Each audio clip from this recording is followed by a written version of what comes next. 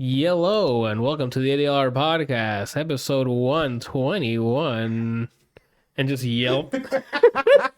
As you can see, the audio listeners, you have no idea, but we're all here together. I think the first time ever. It is the first time ever. Yeah. Because you guys, the three of you used to do it together. He would come over and... It would just be a happenstance, like he'll be here that week because it's like a vacation or something. But for the most part, the boy went long. He traveled long and hard. I guess you can share your story of what the hell happened after this intro that I'm fucking prolonging. Anthony, again, you muted the wrong...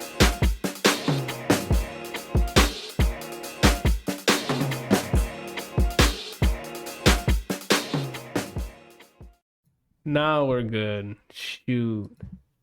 Either way. All right. Well, how do we start off with this week? How are y'all feeling? We just came from painting. I'm not wearing gray. I'm a little disappointed in you.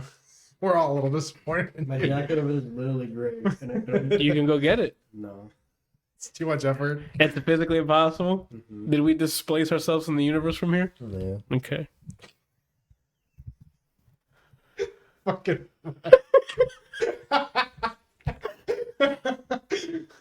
How's our streaming analytics over there, Randall?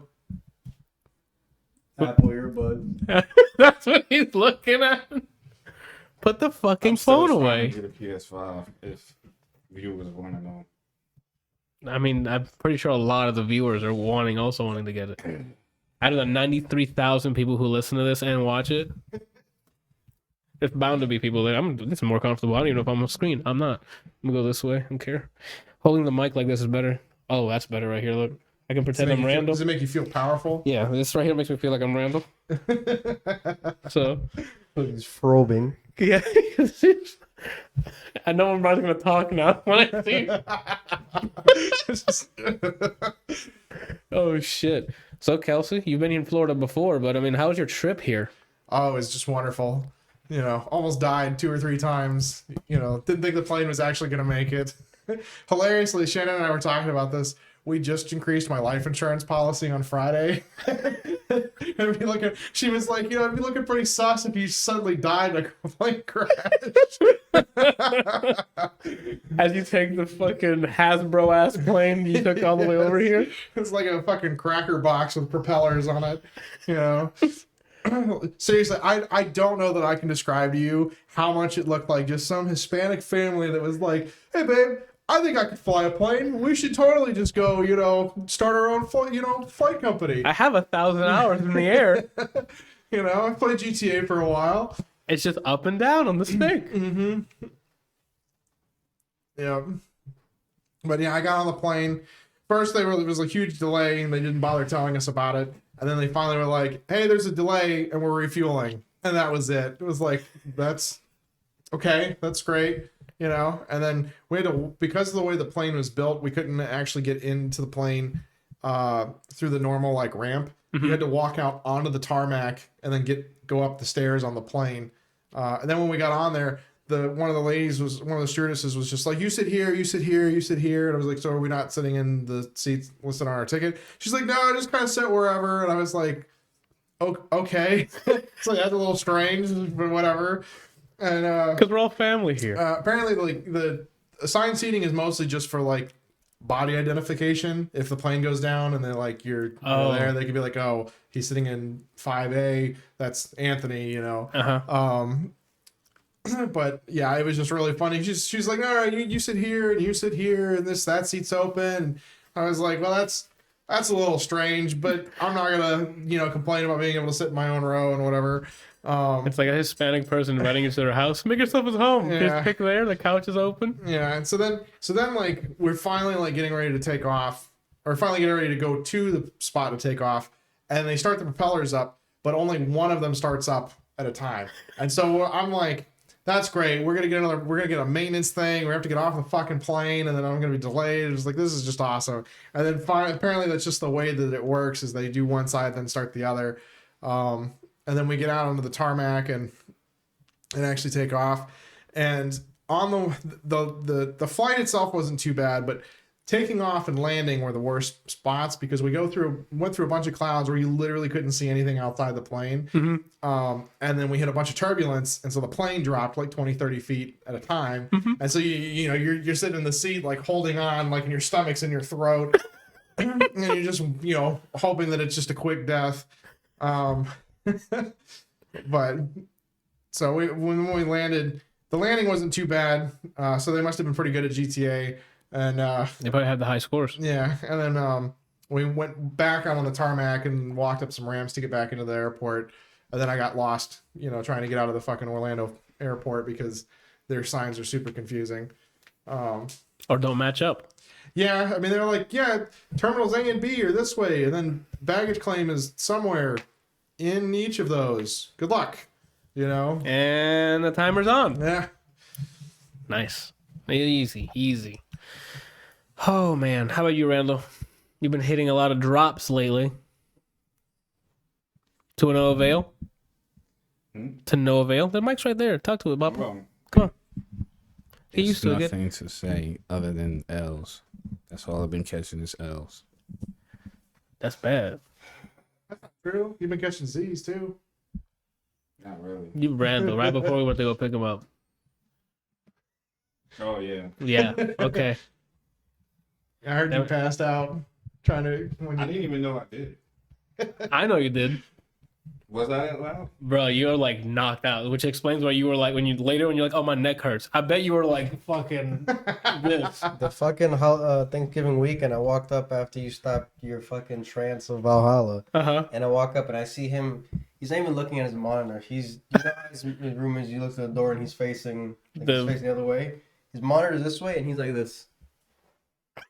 Like he was expecting me in his fucking dream or something. You gotta get some sleep, bro. Sleep's for the weak. Yeah. Sleep when I'm dead. Well, you're dead. You're not sleeping. Randall needs it. Look at him. He's short-circuiting. He says that. He's Yeah. lying. But he says that. Well, the earliest example was yesterday. He was literally said, yo, today's the 8th. AMD GPU is out. Bro, not 9 minutes later, he said, wait, what day is it? I said, it's the 8th. Oh, GPU's out. And I'm like, fam, you said that. Not 5 minutes ago. That's why you need sleep. Sometimes you gotta let it go, Randall. You might that drop at 2 a.m. for PS5s, just go to sleep. Worse, you could be trying to buy something when it says address for like a solid 2 minutes, you just forget where you live. When you were trying to get the PS5? The first time I forgot where I lived, I had to go get my license to tell me where I live. Because you couldn't write it down? Because you were excited or because you just don't remember? Like, yo, where do I live? Like, I forgot my address for a second. You should have put Asgard. They would have mailed it to the right place. When I bought the house, I almost got rid of Shannon because she there's apparently an address that's similar to ours that's located here in Florida, and she couldn't remember what our actual address was, and so she was like, "Well, I guess I just can't go home. I can't find I don't know the address." But then she remembered, and I, couldn't get rid of her. Yeah, so she made it back home. Well, there you go. That's that. We didn't do much this week, but we saw some shit. Do we want to start with the Tenet review? Because that's been a hot movie that's been waiting for a review, or do we go with the prequel to Wonder Woman 1984? I mean, either one is pretty tentative. Yeah, that's what I'm saying. Because I think the other one's in 2 weeks. It comes out on HBO Max. So It's the 25th. okay, then so more than 2 weeks. And it's not Christmas.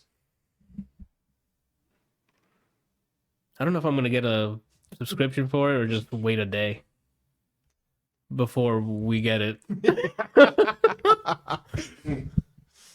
I think I have like free HBO Max for some subscription that I have, so I'll probably end up watching it. So I was thinking of doing it. You can run that by me one more time, Brian. So Tenet. Oh, so Tenet. How we do Tenet, Randall? You can start with Tenet. I want you to describe what you watched it too. We watched it together. Glorious reviews. Yeah, let's give He's it to gonna your. panic and still say, "Yeah, I agree with him." Before he's gonna. It's just like Anthony said. It was. It was a movie that had a runtime, I and feel like technically you would be better suited to explain this movie. Don't start it. Just stare at him until he You, speaks. you remember what we saw? you don't remember what we saw. I'm still trying to understand what we saw. Well, describe it. Yeah, like that's the point. We have the open conversation. Kelsey can figure it out.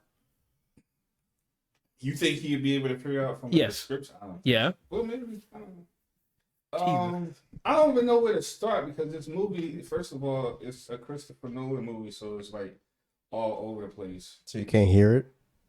Yeah. No. That's a problem. It was a problem. That's the one thing that was like. I don't think he cares. Well, he brought. Because everyone complains about it, but yet he still does it. It's another one of the movies where like the voice is like really low, and then the action you're like, Yeah, you can hear like somebody farts. It's like an atomic bomb. yeah. But then it's just like, I'm just gonna sit here and I'm just gonna whisper and nobody's gonna actually hear me. And so and people in this movie have accents, so Yeah. you have to like Really hyper pay attention, yeah. Like hyper pay attention because it's not you'll miss something. And there's go ahead. I was about to go into the review. Okay. No, you got it, bro. Like, You what got this. We believe in you, bro. I don't know what else to say. Bro, go for it.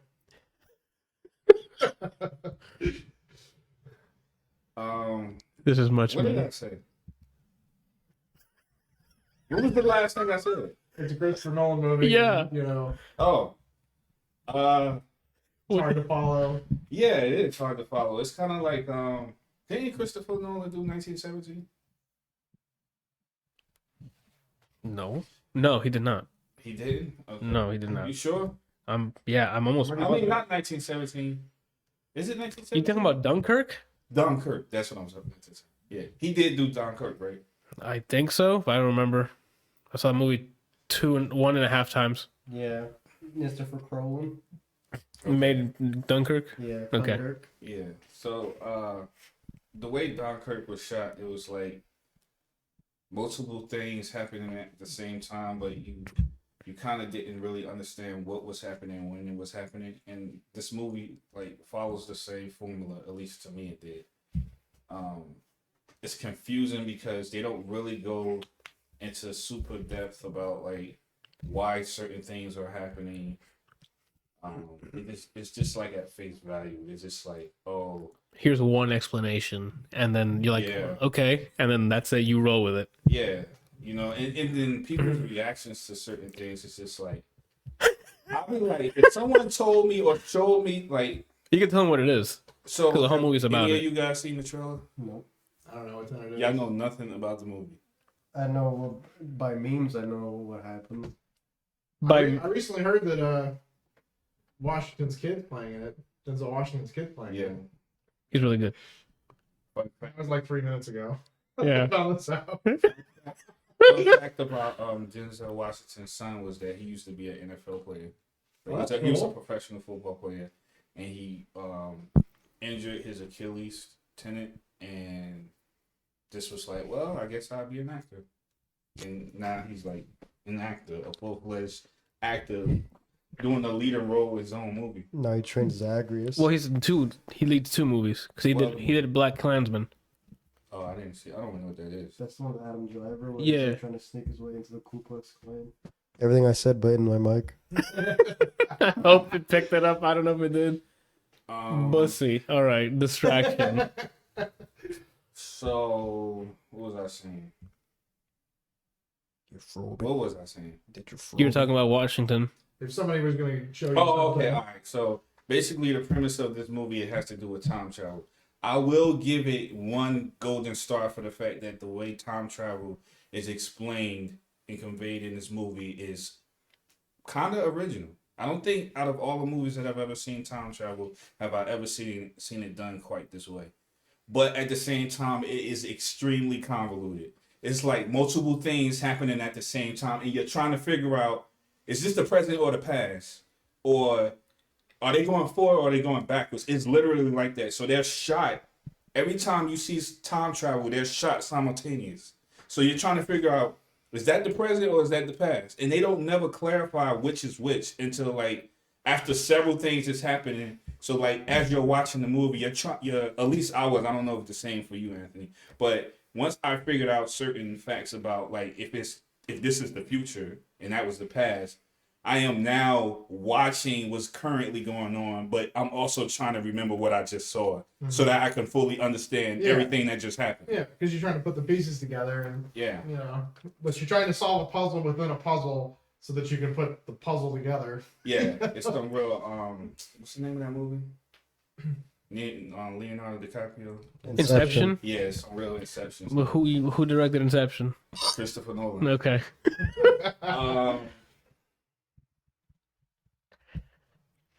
I don't know what else to say other than that without obviously spoiling the movie.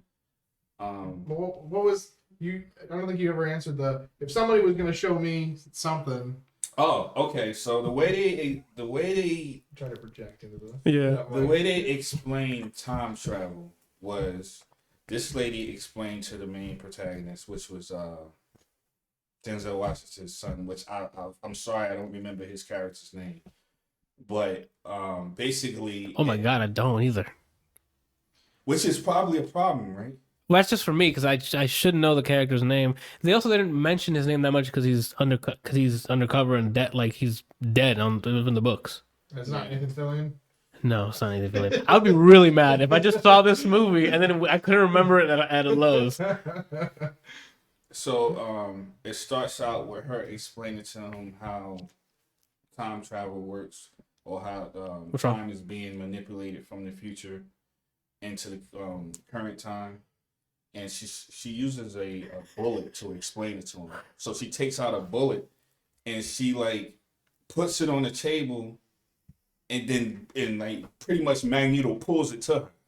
But she's not. The way she explained it was she's not actually manipulating the bullet. She's manipulating time, and you have to assume you already put the bullet down. That's the only way you can make it come back to you.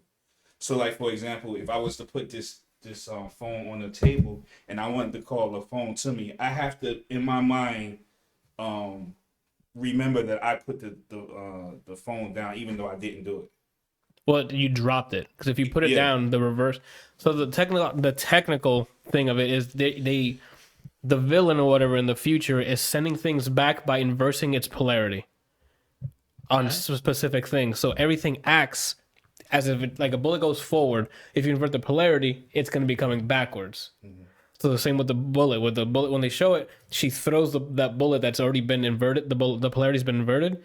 So she goes like this and throws it, and then waits a couple of seconds, and her hand just does this and grabs it, and it floats back up, like as if she's rewinding her own hand. And at first when you see it, you're like, what the fuck? No one reacts in a way where like that. No one goes, what the fuck? They're like, oh. I would have been like, what? Yeah.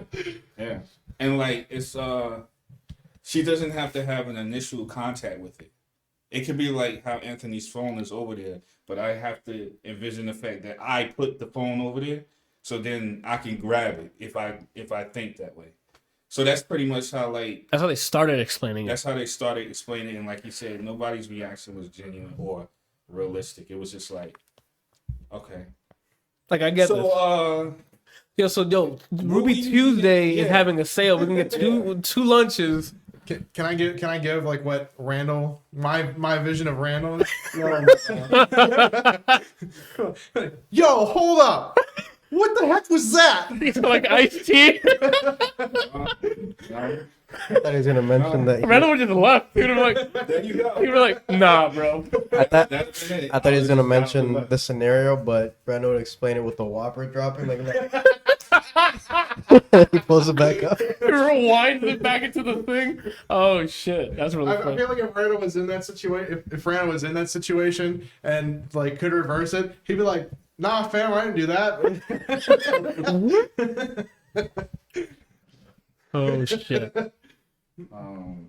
Maybe Anthony could go back to a time where he didn't play Joker. I have yet to select him. Maybe it's inverted now to have him. Because he chose you. That's why. Oh, got it. I bet you I'm gonna pick up and I'm gonna hate him. Most likely, because I already have my cape. Nobody likes the cape. You have anything else to add? Did you like it? Yeah, I was gonna say that's like the final one. I got more to say about it, but I don't know. Did you recommend it? Like that's no. Like, I'm gonna back him up here on the. I don't know if I can recommend it or like it, because when we finished watching this 2.5 hours of what the fuck is going on, we were like, it just ends, and you're going, wait, it's over. no, you know it's over. You know it's wrapped. You're like, okay, they kind of tie some ends, but that journey is still here, going deciphering what's going on. It's not like it. All right, so on my since you're done with it, the performances were great. Robert Pattinson, the villain in this, he's also like a pronounced actor. I forgot what his name is. A renowned actor. The blonde chick from not the Nice Guys. I'm sorry. The Man from U.N.C.L.E. and Guardians of the Galaxy is in it. She did great as well. I said Robert Pattinson and Denzel Washington. I said Denzel Washington. That kid acts as Denzel Washington. His voice sounds John like David Washington. He sounds like him in most of the parts, and his mannerisms in the movie, it's just like his dad. So it's like a young version of him with like a full beard. So it was cool to watch. It's almost like they're related. It's almost like they're related, but this is like scary related. Like they were doing the same type of like walks, the like lip mannerism when they speak and like set and like give lines. It was pretty dope. Even the way he does action scenes, he does it just like Denzel Washington. Have you ever seen The Equalizer? Yeah. Okay, It's pretty good. The first one is. I haven't seen the second one. You can say what you want. I don't probably care about this movie. It's mostly an action movie. It's like, oh, he's gonna go equalize something, yeah. you know. But like with it's the way he does his fight scenes, it's more like, I wouldn't say they're effortless, but it's almost like Casual. yeah, it's kind of casual, but it's more like he fights with such confidence. It's like he's not really exerting himself. It's almost like he knows he's about to body. It's more like a bore So to him than it is like. Yeah, it's So kind of. it's the way how he always takes the gun from someone in every movie, where he's calm, and then he just goes into it. yeah, and then it's like a quick snap or something, and then he's good. Now he's in the position of power. Yeah. Like he'll do one move, and now it's my game. You know, there's a lot of action sequences like that. And then the big one was there's a chase scene that involves this like inverse polarity part where all of the time is the forward time and the backward time is where they're colliding, and lots of shit's happening in terms of what's in the future and what are we currently living through in terms of like what we're watching. That was insane because it's like cars flipping backwards as if like they were already crashed, but now they're flipping back to normal and going backwards on the highway. And they're jumping between cars and doing crazy shit. And I'm like, wait. Even the fights are like that.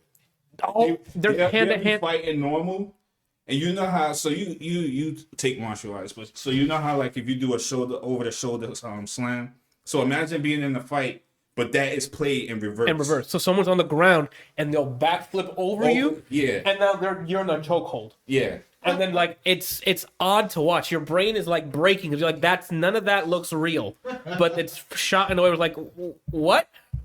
So there are people like bashing up against it.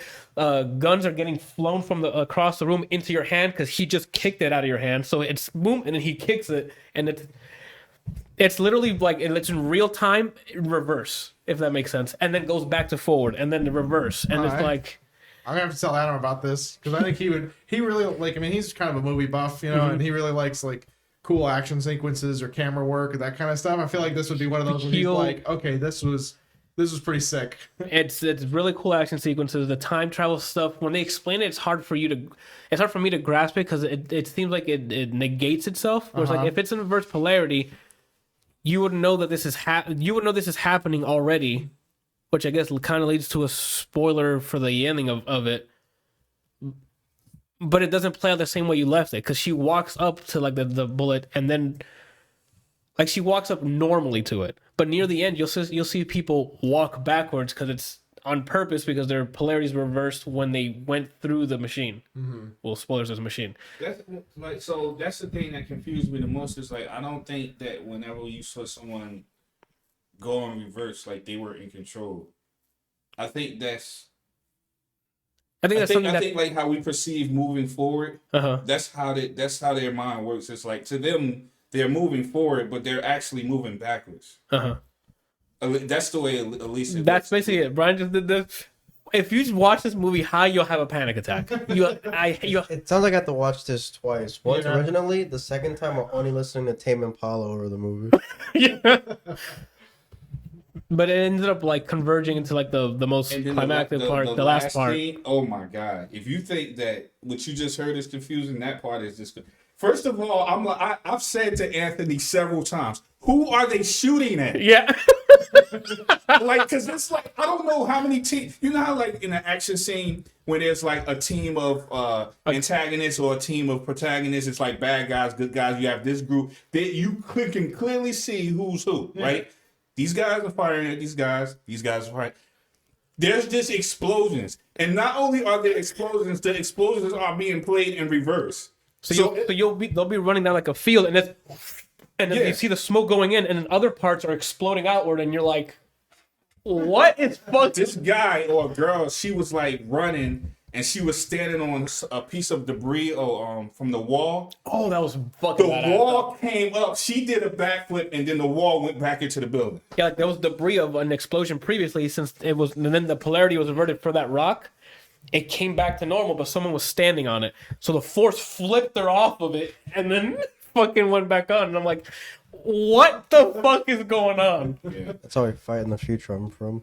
I don't want to fight in that future, bro. Yeah, I don't. Again, it's awesome to look at, because you're like, whoa, this is definitely new, I guess, in terms of shot. But time travel literally isn't a new concept.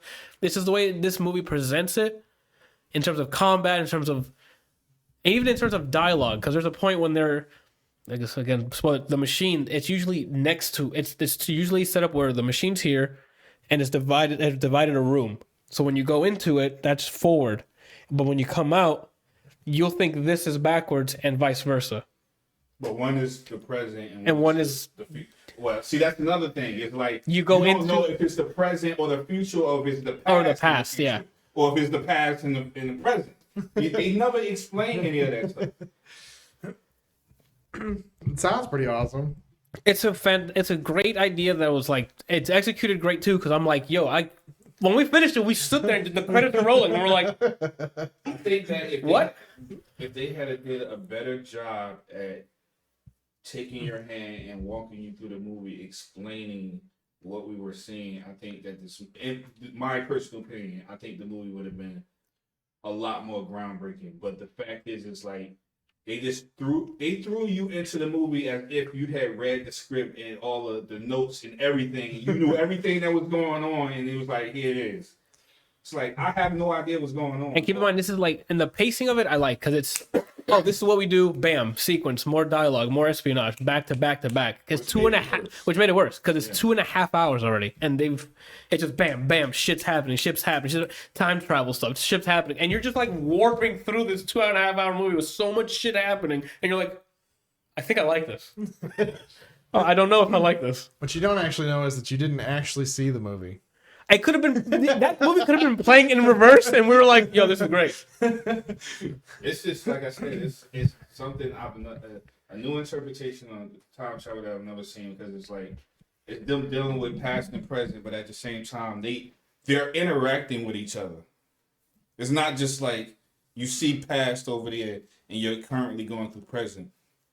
They both interact with each other, but yet one is still the past and one is still the present or the future. And it's like, okay, all right. Sounds like some Rick and Morty shit, where Rick's just like, No, but Rick and Morty, they wrote it in a way where, hey, there's a bajillion universes. Where this tried to actually make it seem like we're going to the same universe, but back. Instead of, how if you, in Rick and Morty, they say if you go somewhere, you're just jumping between universes. yeah. I was thinking of the Snake Jazz episode. Yeah. Where like he has to invent time travel for the snakes so that they can not invent time travel. Yeah. So that whatever, but then like, versions of Rick and Morty show up to like give them stuff, and then it's like, well, they time traveled back to the present so that the future selves could go back into the past, And that's your brain melting through your ears. But do I recommend it? Yes, I recommend it because you need to observe. I want to hear everyone's take on it. Like, what do you like the way they showed the time travel stuff? Do you like the fucking forward versus backward hand-to-hand combat? It looks jarring. Yeah. Because it's literally the guy's going into a room normally, but then he gets attacked by someone going in reverse. If that makes sense. It makes you. You know what I kept like thinking to myself? I was like, are you ever actually making any decisions? And that might be part of what that movie's the message is. Like, and the message could be everything's because already in his set. mind, he like when he went back to try to save the girl. Yeah, he's doing all of this stuff, but yet that already played out because we saw it play out when they were first going down the road. So, like, did you really change anything, or are you just a pawn playing out a play? Well, I mean, that's spoilers for what Robert Pattinson's character says. He says what's happened, and then they don't want to risk not doing what's happened because that could cause some time whatever. That's the whole dilemma of time travel. Like, we have to continue to do what needs to be done already. And you don't want to become your own grandfather like Fry did. Exactly. The funny thing though is, like, you know how like the cliche thing in time travel is that if you see yourself, the universe or whatever was. Oh, that explanation! Oh my god! I was like, don't interact with yourself, or that's annihilation. Yeah, they said if particles between you and your other self touch, it's annihilation. I'm like, if you told that to me, I'm like, I don't want to do this mission. Yeah, I'm out. They have that in some. What was the other? There was another movie they did something like that where they were like, Future. Is it Back to the Future? He kept saying, don't let yourself see yourself, or it can cause some sort of like cataclysmic like universal implode or some junk like that. I remember Doc Brown told Marty that. Right, but that's not the one I'm thinking of. There's another one where they have like there's like time travel involved with it, and they're like two objects can't touch each other, like if they go back in time or whatever. Okay. And this guy like goes back in time, and then he like touches himself, like he meets himself, and then he touches himself, and then the guy just disappears. Like he literally just like kind of implodes. And it implodes. Yeah. Oh shit! And I can't remember. I don't think I've seen that movie. Like I'm gonna have to look this up because I can't remember what it is. Well, I'm about to watch. Tell me what it is. I'm gonna have to watch it. Yeah. I like me some time travel stuff, which is why I want to say I like this movie, but I haven't. I have to watch it again. What you should do? What's up? You should watch it in reverse now and see what happens. Some of the stuff will look like it's playing in and forward, because it's. I know it sounds like it's just that, like they recorded it previously and they just they put it in rewind, but it's not that. It's like the camera work and everything is like if it's in real time, like it's not moving in reverse. Like you're walking through the door normally and something else in the room is going backwards. So that's why it's jarring. Like you're used to the scene is set up as this is the forward way, and then something is inverted in a way that's like, what? And then your brain cells are at max capacity. So I mean, I personally recommend it. Whether it's good or not, I thought it was a fantastic time, but I don't know if it.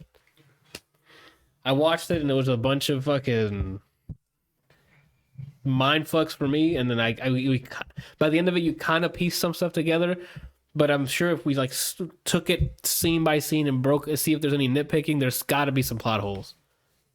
I would imagine. I don't know if there is. If there wasn't no plot holes, it's just really extremely like difficult to understand. Yeah. Like initially watching it, but like maybe after your 10th time of watching it, then it starts to make sense. You ever watch something or read something over and over and over, and you think you're starting to understand it, but the more you dive deeper into it, the more messy it becomes. More messy it becomes? Yeah, like you think you're understanding it, but you're actually like digging a hole. You're not really explaining it. Because what happens is like once you start to understand something, you start to ask more questions. Uh-huh. And then when those questions don't get answered, then it's like you feel like you're back at square one again, but now you have a different question. Now it's new problems. So you're never derived at an ending of explaining everything that you're trying to understand because you just keep digging more holes. It's like, well, I understand that, but why this? Uh-huh. You know, that's what I feel like this movie is. That's the beauty of science, of research. It's just nonstop. Oh, but what about this or what about that? Yeah. I don't know. Yeah, I definitely recommend it. I guess I'll message Adam and then I don't. They'll go watch this if he hasn't yet. But I can't remember the name of the movie. I feel like it was like one of the Terminator movies, but I don't think that was actually what it was. I feel like I might have seen what you were talking about. I was gonna tell you not to Google man touches himself and implodes because then that's gonna be porn. yeah, it's gonna be some cum. Someone's gonna be nutting. Someone's fucking throwing. Yeah, I'm gonna keep it on. I recommend watching. Are you still gonna say you're gonna stick on? I don't know. I still don't know what I saw. So Okay. how could I recommend it to anyone? No, somewhat you guys need to see it because it's not that it's just fantastically good. It's something I haven't seen in a while. I guess it's a way to show time travel in a way that I haven't seen. It's always, hey, just step through this machine and now you're back there. If you had a good balanced meal and a lot of energy and your mind is working at its peak performance, then I say give it a try. But if you're like sluggish that if day, it's the weekend and you couldn't wait for the weekend to get here because you had like a tough week and you're like just exhausted, you just want to be on autopilot, do not watch this movie. I'll stick with that. And that's Tenet. I mean, Yeah, but say the word Tenet backwards. What is it? Tenet. Oh yeah, and also the tenant has arrived. Oh yeah. They start off with the movie saying you can get into really good places or meet people you don't want to meet by putting your hands locked into like this and saying tenant in some way. And there's a reason for that. Even this made sense. Like they were like, oh, you have to do this. And I'm like, why would you have to do that? That gets explained later. And I'm like, oh, okay. Oh, man. Yeah, so that's Tenet. And then Tenet backwards, which is Tenet. Thank you, Brian. So you want to go into the Peaky Blinders? It's new territory for me because you finished season 2. I haven't finished season 2 yet. Oh, dude, I'm just here for the vibes. Oh, you here for the vibes? Well, then Kelsey, right into Wonder Woman then. Wonder Woman? Yeah, Wonder Woman. So Shannon and I said I watched it this past weekend because I have never seen it. I heard really good things about it. And most of it. Huh? I had an issue with the ending of the movie. Yeah. I think everybody. Well, we're about to find out. Yeah, we're about to find out. I'm gonna have to ask which part. Basically, the last act of The last movie. act. It's like once they became a an anime. Yeah. Yeah. I know what you're talking about now. Like it was interesting. So, when we were watching it, I was like, hey, it's Remus, and then Shannon was like, yeah, and I was like, oh, I didn't realize that he was in this, and she goes, yeah, you did, because I messaged you and was like, hey, the guy who plays Remus plays in this, and it legit sent me a thing that said, yeah, actors play in other movies that aren't Harry Potter. And I started laughing, and like I didn't even see him as like a possibility for Ares and whatever. Uh-huh. And when he came in, I was like, no, that makes sense. Like if you watch the movie and you're going, yeah, he's kind of manipulating a lot of things, and it makes a lot of sense. The beginning was a little slow. Yeah. With showing her as like a little girl and not wanting to train her to fight and things. Like I don't know, really think that was even necessary. Like I think it was just kind of a stupid scene. And then like when she met Chris Pine's character, who I can't remember the name of, Steve. Yes. I think it was Steve. I think you're right. And then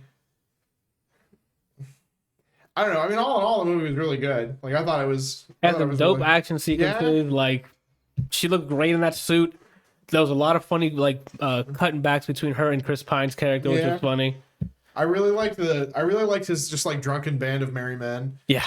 Like the sniper who couldn't shoot, but he could sing and play the piano. Mm-hmm. Fez, like by names I don't remember them. I don't know if his name was Fez. It makes me think of a Fez. Okay. I don't know. But the like Arabian dude. Yeah. Who just like spoke a bunch of languages. He was really cool. And then the Indian guy kind of just like he glued them all together. Yeah. He was just kind of like the good vibes, dude. I'm here. Hey, and then man. Steve was just kind of Steve was just like, okay, it's suicide, but we're gonna do this. And they're like, wait, hold on, what? We're gonna do what? What suicide? And then he like explains it, and they're like, yeah, that sounds good. Let's go do that. I was really kind of upset to see what happened at the end. You know, I was like, I can think of like 9 different ways right off the top of my head that they could have done that and not. You can spoil it. It's been killed him. Yeah. Yeah. You know, like they literally was a guy there with a parachute, and they said it's flammable. He could have just fucking pulled it up, jerry rigged the thing, dropped a grenade, and bounced the fuck out. Yeah. You know, and like I don't know that he necessarily would have made it out unscathed, but it's better than I'm gonna sacrifice myself for like, no reason. Yeah. Yeah. You know, not to mention that like if it was, he could have like drowned it in water. You know, because they're within, like they're so close to the water to begin with. He could have just like sent it out in a direction of water and just been like, okay, we're done. Like there was no real reason for him to die. Period. Yeah, I'm on the same boat. And cut to them showing almost him exclusively every fucking trailer for the new movie. And then the trailer, he's in the trailer for the next one. So I'm like, how is this possible? I don't think that's him. You think it's like a clone or You something? think that's Beeve? I don't know who it is. I don't think it's him. I think it's probably gonna be some sort of plot push. That's what I think. He's somehow in the new one. Well, okay, so I may have missed this, but didn't they hook up in the they hooked up in the movie, didn't they? They were like when they were in that town. Yeah. Yeah. And they hooked up. I mean, it's a 40-year difference. Like it could be his kid. It could be just him as as their son, and she doesn't age. But okay, that can make sense. I don't think so because Wonder Woman isn't supposed to have kids that I know of. Not to mention that Amazonians, I think, are they only ever have girls, and that's like how they keep their population going. Right. Technically, though, she's not technically an Amazon because she was created out of clay. So and on top of it, she was surprised to see him in the movie or in the trailer. I haven't seen anything for the new trailers. Yeah, she was like, "You're still alive? How?" That's Beeve. And he looks like he did when does he look like he looks exactly how he did in the first movie. Like he doesn't look like he aged at all, which makes me believe that is not him. That's somebody else. I mean, the only thing I can think of is that it's some sort of chemical thing, because like he's in a ship full of chemicals or a plane full of chemicals and that are explosive and they could do all sorts of things. Does he ever get powers in the comics? Maybe he has powers now. I don't know. I don't even know if Steve is like. Maybe he landed in a Lazarus pit. Okay. Out in the ocean? I think it was over the ocean. You don't know. Okay. But like to me though, like if he's really there, what reason would he have to disappear for 40 years? Like it doesn't make any sense. Like not to go after her right away. Yeah, like I mean if he just got in there, Randall, come on, I'm gonna go look for her. You know what I'm saying? I mean, not to mention, the only way that it would really make any sense is if he was like in a coma and then like woke up and was like, "Oh, hey, how's it going?" Like, oh, right. Well, yeah, basically what you're saying kind of makes sense because in the trailer, his the way he's acting as if he has not seen civilization evolve because he's like, why are people wearing these clothes? Is everybody parachute? You know how like everyone was wearing a nylon in the 80s? So he's like, he's not up to date with the fashion, which means that there was a period of time where he wasn't aware of what was going on in the world. So maybe he was like in some sort of coma or something. Could just be a geological thing. That's not him. Could be a geological thing. Maybe they're in a place he's never been, so he sees that and like, why are they wearing that? Well, but it's been 40 years. Maybe he got like the Captain America thing. Maybe he got like frozen somewhere when it exploded and he fell and didn't die. No, that's Beeve. Okay, then Brian and Randall on the same page. That's Beeve. That's not Steve. So yeah, once it got to that for me, I loved the first Wonder Woman, but then it got to like the last boss fight, and it got super like just anime, and I'm like, okay. Well, I mean, it makes sense because like she's technically supposed to be a god, and then he's a god. He is a god, but I thought in the original he was the one that gave her life. Like I could have sworn that Ares was actually her father. I don't recall. No, I thought it was Ares. I thought she was made out of clay by her mom entirely. I thought she gave her life as well. and then said that her the story that I'm familiar with is that she was made out of clay by her mother, and Zeus brought her to life. I'm with you on the clay, but I thought it was Ares that was the one that did it, because I thought Ares was originally like the love of her mother. Mm-hmm. You know, and that's how she came to be, was that she sculpted her out of clay, and then Ares gave her life.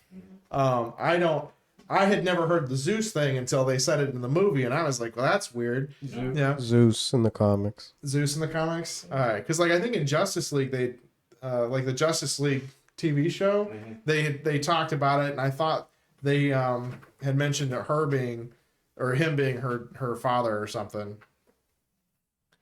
Okay, well, if that's the case, then okay. I didn't realize it was Zeus. But for me, it was just apparently had multiple dads. So in That's one story it was Zeus, and one it was Hercules, and the other is Hades. Boy. Yeah. See, I'd only ever heard the Hades version. But yeah, the only thing I didn't like is just right before that fight, they actually had like cool fighting choreography, and then at the last fight, it was just literally and then punch, and then they go flying, and then that's it until the end part. I'm like, okay, well, you could have done something. I've seen her moveset in Injustice. She's got combos, bro. Yeah. I didn't really like the part where she was like, after, you know, they saved the town and then it got bombed with the gas, you know, and then she's like, I could have saved them. He's corrupted you too. Like, that was one of those things that I feel like he would have been like, this is one of those things that you just don't understand about the world. Yeah. You can't save everybody. Yeah. You know, like there are certain, you can't just go around like killing people because other things are still going on. Like you, just because you think that one person is responsible doesn't necessarily mean that it, you know, that's it. And like he tried to explain that to her as like, people are just innately bad at times. Like some people just don't give a shit, you know, and they're just evil for the sake of evil. So. Yeah. You know, and she just didn't either want to listen or see it or whatever, but you know, I really enjoyed the movie. I thought it was really good. Yeah. You know, she's always been a really cool character in my book. Yep. So I'm excited for 1984, and I wanted to get this in before it came out, so I was like up to date on what's going on. I did like the whole thing with, you know, the very beginning where Bruce sends her the original placard of the original picture. Yeah. You know, and I was like, that's really cool. Like that's actually a cool way to like go into the story without having to like have a bunch of backstory to get into the backstory. It's every frame is fucking there for a reason. So it's like, oh, this is a clearly an old photo. Zoom in. We're going into that time. Yeah. That's it. You know what we're doing here. Yeah. Watching her, you know, just bust her ass across the battlefield like on No Man's Land. That shit was badass. Awesome. Yeah. Because it was like everything was desaturated, and you just see that bright armor that she's got going in, deflecting shit, doing her badass thing. Yeah. She destroys a fucking building. Yeah. With like the shield, you know, and it's fucking gone. I was like a little overkill, but I mean I get it. Hey, we gotta win. All right. So I have two questions for you guys. Okay. First question is, has Wonder Woman always had flight ability? That I can remember. Yeah, that I can remember. So I wonder why they haven't put it in this one. Well, I mean, I thought she didn't have flight. She had flight? She's always had. I know in the cartoon she could always fly. Wait, because she's a god. She's basically a god. So how come she can't fly now? Well, I mean, the whole thing was about her figuring out her powers. I mean, you saw at the very she didn't realize like how fast she really was. I mean, the same thing like when she did her signature or whatever, and you know, caused the explosion when she was fighting Doomsday. No, the final dude. Yeah, the trainer dude at the beginning. You know, and she was like, what the hell? And then, you know, realized that she was different, and then that's when the whole thing actually started. And then, you know, she started like, what was it? She started moving a little bit faster, but she wasn't, you know, doing anything that was super extraordinary other than like blocking bullets, you know, with her wrist stuff.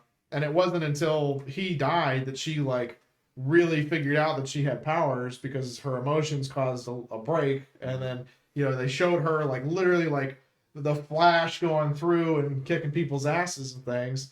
And then at the very end, she jumps. Well, I guess that she jumped super far before she left the island. Yeah. You know, and that's because that's how she rescued what's his name. But you know, it's probably more she's just developing everything because it is a backstory. It's the original, you know, everything. It's the origin. It's like, hey, this is where I came from. Now I can do this. So my second question is, what reason would Martian Manhunter have to be playing Steve? I don't know. Maybe What? he thinks it's Martian Manhunter.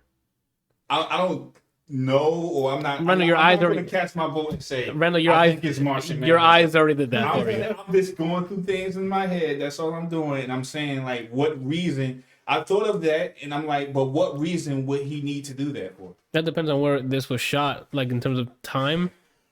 Oh, because this is in 1984, so. Could be to see her character. What do you mean? See what she really is. Best way to see who someone is if you disguise yourself as someone they're close with and see their true personality, I guess. What is Martian Manhunter supposed to be in the new one? Well, I mean, he's part of the Justice League. So, But he hasn't made an appearance yet in the Justice League. Exactly. This could be his first appearance. Because I don't see them making a Martian Manhunter movie. I'd feel like they might just put him in one of the next Justice Leagues that they did with the Vision in Avengers. Yeah, he'll just be added in. But if he is, I mean, that makes sense. But like you're saying, I don't know what his motive would be. Because it seems like the bad guy here is going to be Cheetah. So, Cheetah? It's Yeah, Cheetah, right? Yeah, it's Cheetah. Yeah. Cheetah. Yeah. The one that's just, she's a cheetah. She's really quick. She's claws and shit. The lady who she was like a thief and then she finds the actual tomb of insert goddess of cats, and then she tries to steal the fucking thing, and she gets blessed, or not blessed but cursed with being her like idol or champion or whatever. Isn't it Freya? I don't know. I don't think so. We can look it up. I mean, they'll tell us in the movie in like 2 weeks. So I'm going to look it up. All right. But yeah, I mean, if you haven't seen it at this point, I would definitely go give it a watch. I think Especially with the new one coming out. Yeah, I mean, it's definitely a good time to like hit this up and then hit up 1984. I might have to rewatch it because I haven't seen it in so long. So that's probably a good move. Yeah, I have to watch it too. I only saw it once. Yeah, Shannon and I will probably do another watch before we watch the new one when it comes out.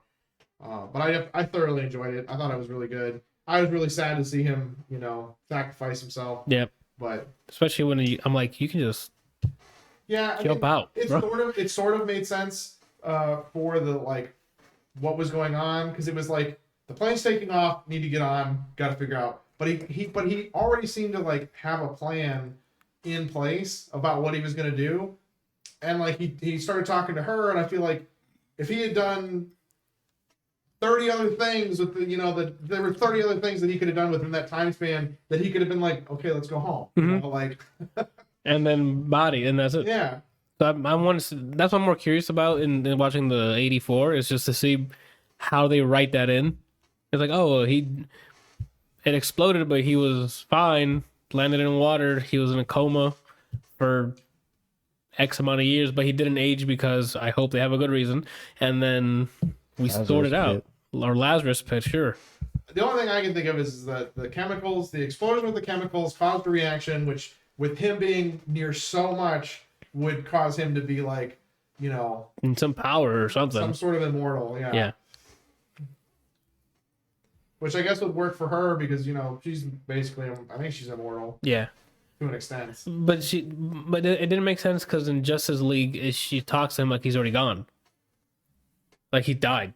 Mm-hmm. So she lost him in 1944, then sees him again in 1984, and then in Justice League, which is present time, he's already dead. That's probably just bad writing. They probably didn't. Yeah. Oh. I'm gonna have to agree with him. I think that was just that's probably just an oversight. Oh. Or something. If it was Marvel, then that would be a good reason to question the Jokers. They think of everything. Everything. Yeah. I don't know. That was your 2 cents? I don't know. Yeah. All right, I'm with you on that. Would definitely recommend that. All right, so I guess we can go to Yeah, let me get this out of the way because I'm still in the middle of I fucking hate it. But okay, I'm okay with what happened because it makes sense for that character. So go with your instinct. I fucking hate it. Okay. All right, so I finally caught up. Caught up. Yeah, catched up. Like what Usher said. He went through him. He went through him. He went through him. Dragon Ball Super finally caught up. Done watching it. Tournament of Power in the books. Where do we start? This is probably the most action-packed fucking arc I've ever seen in any Dragon Ball. Starting from the movies to the Dragon Ball back when he was a kid to Z to GT. I've never seen so many fights back to back to back to back. And it didn't overstay their welcome for the most part. It was always this guy versus this guy, some guy from one universe to the other. They fight maybe an episode and a half, maybe. And it's done with. One of them is eliminated, or both people are eliminated, or whatever party's eliminated. Right after that, next fight. And this entire thing has been exploding for 40-something episodes of just explosions, key blasts, people doing martial arts shit, Master Roshi doing a phenomenal work with his experience. The only gripe I had was Tien didn't get a good light. Tien had one thing and then he lost. Where everyone else had a rough patch, didn't get eliminated, and then they kept going showing off their cool shit. Too, you had one thing, and then the same episode he got a W, he got no. I thought he lasted for 2 fights. He died after because it was him and not die. Sorry, he fought with Android 18. Mm-hmm. They won that, and then he fought another one. That's when he messed up. No, he lost when he fought with her. Remember the shoe thing? I got him, and then he immediately got shoved out. Oh, okay. I'm remembering it differently. I mean, to be honest, Krillin's the first one. The weakest one. Well, he's probably stronger than Tien to some extent because, well, maybe not because he kind of sidelined himself. Yeah. For a long time. But he's definitely the weakest one out of the bunch. Out of the bunch, yeah. And then Tien, I don't think ever stopped because I think he actually opened up his own studio, so he was continuing his martial arts, where Krillin was just kind of being a police officer. He was just a cop. And I'm sure that he trained some with 18 because I don't think she ever really stopped training, but wasn't oh, I'm training to get stronger to take over the world like she was during the saga. Yeah, no, Cell Saga. Cell Saga, yeah. And I don't know. I'm not really surprised that all 3 of them, went out pretty quick. Yeah. What do I still don't know where to begin. Yeah, 18 didn't leave quickly. She was in there for a while. Was it Roshi that? It was the Baldies first. Yeah. Oh, okay. So it was Roshi. Krillin, Tien, then Roshi. And then Roshi, and then Piccolo, and then 18. Spoilers. Yeah, so these are gonna be spoilers because I'm late to the game. So yeah, it's been out for a while. I loved it for the most part. The build up was quick. The arc started and it was we gotta assemble our team. Oh, and fuck Majin Buu. I'm gonna say that right now. He gets swole as shit and is I'm ready to fight. I was so pissed. Day of, I'm asleep again. They use that same fucking excuse for all of the tournaments beforehand. Oh, he fell asleep. Wake him up! They don't have a good because on paper he'd be broken in Tournament of Power because Dawson limbs. Try to punch him. He's around you now.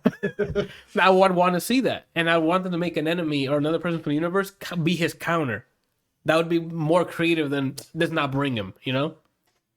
Plus, he can turn people in the canyon and just do this. Okay, but he has to land that shot. They can move out of the way. Okay, but remember, it's Boo.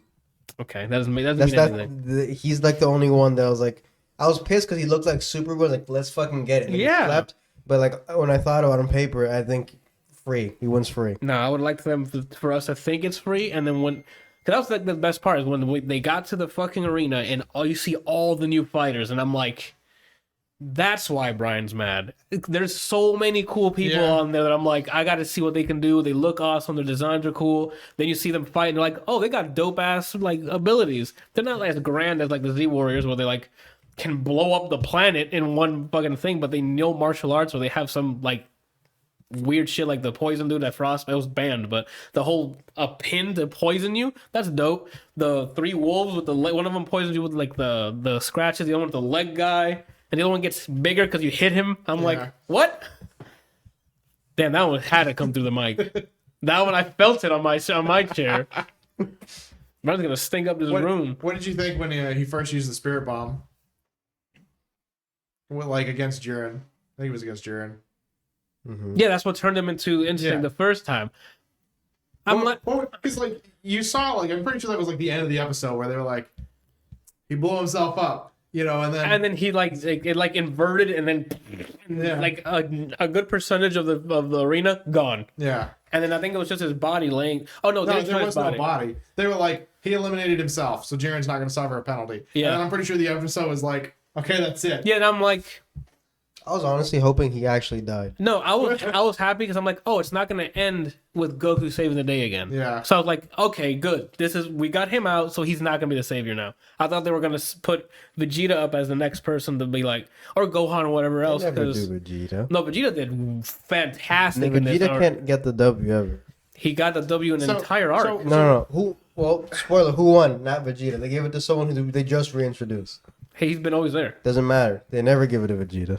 So with that thought process though, how do you like how it actually ended with the fighting? Like when first of all, when I thought 17 died, I'm like, that got me sad. So I'm like, fuck, man. Because it's just explosion and then no body. And I'm like, so he did the self-destruct, he's dead. But I'm like, they never hit the cancel. But I'm like, maybe because so much shit's happening at that point where he's exploding and they're still fighting afterwards. Like it exploded and we're like, oh shit, 17. And then fists are flying right after. There was no time to grieve. So I'm like, okay, I guess they're just not going to show them go, oh, wow, and then hit the button or whatever the fucking Xeno guys do. And so I'm like, damn, he's fucking dead? That sucks. I was like, that's terrible. And then he comes out in the rock, he's all busted. I'm like, let's get it, 17. 17 was definitely the most savage in the entire fucking arc. Like, that was his arc. Yeah. I liked it. I like 17 a lot in this. So here's the Civil War in my head. Before we get to the Civil War. Okay. All right, so remember, Broly not canon anymore when this is happening. Yeah. So the movie doesn't exist. Kefla comes Kale. out. Kale. You see Kale. Yeah. That was my Civil War. What came first, pissed or hype? Oh, you don't care about Broly, so probably not pissed. Yeah, I was hyped. When I saw, I'm like, okay, they introduced that universe's legendary Super Saiyan, so it exists in more universe. So I'm like, I'd like to see everyone's version of it. Like, it's a multiverse, so you have some differences, and it's cool to see it was her. And she turned into this fucking, it was literally female Broly. Just bigger than this fucking room, just red in rage, and like, if it wasn't for Jiren, she would have blew up everything. Yeah. And still face much Goku. And so she did, any universe, he can get it. Yeah.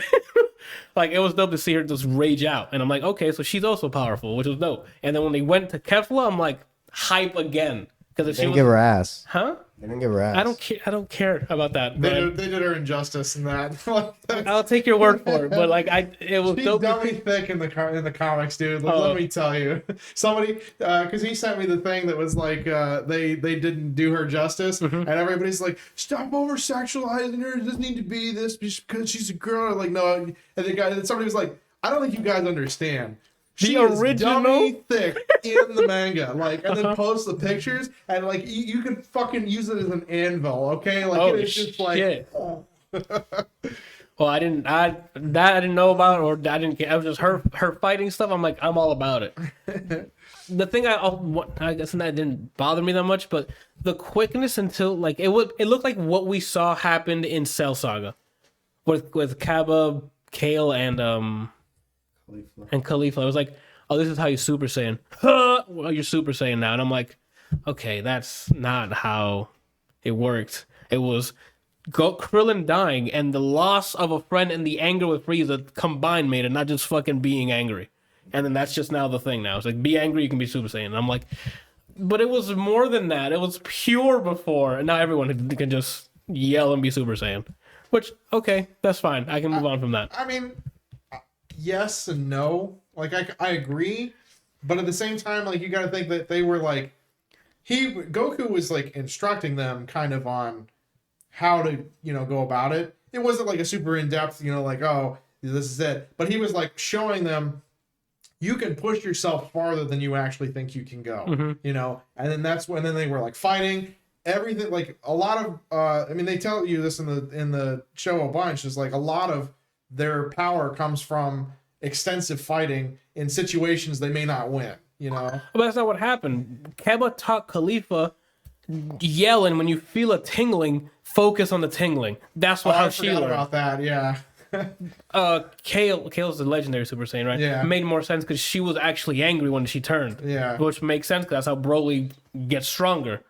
Because that's what he taps into. But Khalifa, it was like, yeah, that tingly thing on your back, focus on it. That's not what happened. That I don't remember Goku going, I feel a tingly thing. It was he wanted to rip Frieza into 17 pieces. Right? He actually thought, do I have to have 2 graves for Krillin because he's in half? Oh, shit. Yeah, like... And speaking of Frieza, holy shit, what a villain comedic relief. Every time he's on screen, hilarious. The laugh, anything, yeah. It always starts with, pew, and then... and laughing at him. Oh, the tail whip. I'm like, let's get it.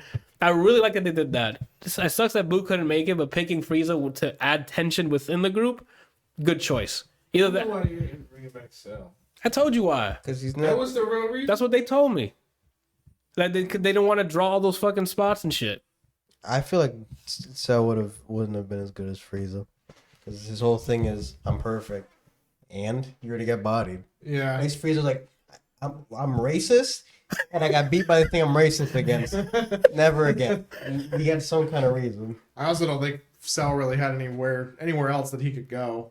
I feel like he had met his peak, whereas Frieza had already shown that They can give him a new form and stuff. Like so. he talked about, like, you know, I've never worked out in my life. I've never trained in my life. I've never practiced. I've never had to. And he had already, like, in the original show, you know, he was able to go from, you know, his base form to his super form to a buffed super form. Yeah. You know, and that was without any training whatsoever. You know, and then he started to train with the image stuff, like he said. That's how he got to Golden. Yeah. So he can continue to train and be even better. Maybe he'll be Rose. And like, what can you really do with Cell? Like, he's already perfect. You're gonna go, oh, I'm flawless Cell now. I'm down, and he's Chrome. Nah, Chrome, no, yuck. But the only way that Cell, like, actually gains power is by absorbing androids. Yeah, You know, and He would have been the counter pick to the robot team. that's true. He would just absorb all those. But mechs. that's like killing them, though. So he would have been this. Oh, he would have been disqualified. Yeah. You're right. Those are facts. Yeah, I don't know. What else? There's so much happened in that arc. That's why I like it so much. That was one of the things I wanted to ask you. How did you feel when you found out that Frieza was coming back? I was hyped. Because the way they're using him. They're like, yo, we're desperate measures. We need a 10th person. Who the fuck can we use? And having Frieza, that's as desperate as you possibly can. And then he's like, I'm not going to join your team unless you wish me back. And I'm like, fuck. I'm like, so this has there's a loose end here. Because if we win, Frieza's going to be back. And I'm sure Frieza's going to go fly away somewhere, train, and come back and be a problem. So I'm like, but we need to do this because if not, our universe explodes. Yeah. Which then brings me to the civil war of this ending. So 17 ends up being the victor because and I gotta props to the final fight with Goku and Frieza teaming up against Jiren. I was fucking hyped. The key frame I told you. Yeah, it was both of them like Shoryuken them and it was side by side and they're both powering up. I'm like, yeah! I never would I thought to ever see that. everybody on the stands was having a stroke. They were like, they're working together. Yeah, it's like, what's going on? I just spit in my mic. Vegeta must be like an actual Gallic gun. Like he aimed it at them. Oh my god, the hype got better and better as less people were on the arena. It's like, fuck you, we can't fuck this up because it did also a great job of eliminating people at a certain pace where you're getting excited. Oh, everyone's fighting, and then a universe loses, and then no more hype music. It's them facing the mortality and then just vanishing. Bye bye. Yeah, bye, and they're just smiling like psychopaths as they just delete an entire universe. And I'm like, that's really bad. The worst one was with the love universe where everyone was watching the fight, hoping their universe watched, and then all of them wiped. I'm like, it still hurts to watch because they're gone now, and now everyone who's still left is like, all right, bro, this is still not a game. Like, we're having fun fighting, but everyone's lives are here. And then it brings me to the Civil War of the ending. Again, I love the 17's arc because it starts off with him. He's there to protect people. His job is to protect the animals. I think it's animals, right? Or in an island. He jokes around saying that when he wins this Dragon Ball Super, he just wants to go on a cruise. And I'm like, yo, facts, bro. Like, you've been working this whole time killing bandits, you know what I'm saying? And now you're fighting to save the universe. You can deserve some time off with your family. Goku and Frieza to do their sacrificial thing. They're all out. Jiren out. Cool. 17 wins. I'm like, here we go. The fucking cruise. And nope, he looks like Goku and he goes, and smiles. He goes, and then wishes for all the universe to come back. And I'm like, my first reaction was applaud. I think I out loud was like, yes. Like, because that made sense for his character. And then it took me a minute to think. And I'm like, so what really happened? So what are we doing? Besides, like Kelsey was telling me before, there's character arcs that happen and change. And I'm like, that's good and well. But I went through fucking feelings through this. like now it's like, oh no, we're good. We're back to normal. It felt like the end of a sitcom. Like, it's like everything, there's like a conflict and then it all wraps up at the end. I'm like, damn it. It's not really back to normal. I mean, it's like I was saying, like, but it's like a recruitment process. Well, yeah, not even. Oh, that's also true because things. Now there's Ultra Instinct in play. Yeah, I guess so. Wait, I thought at the very end he said he couldn't do it anymore.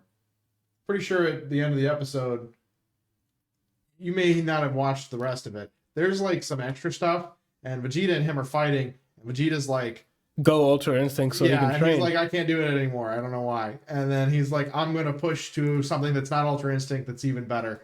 You know, there's. Okay. I remember. I didn't see that at the end because the credits started rolling. Yeah, I think it was like after the credits, so you may want to go back and watch because sorry for spoiling, but I don't know. I saw the credits. I'm like, I guess it's over.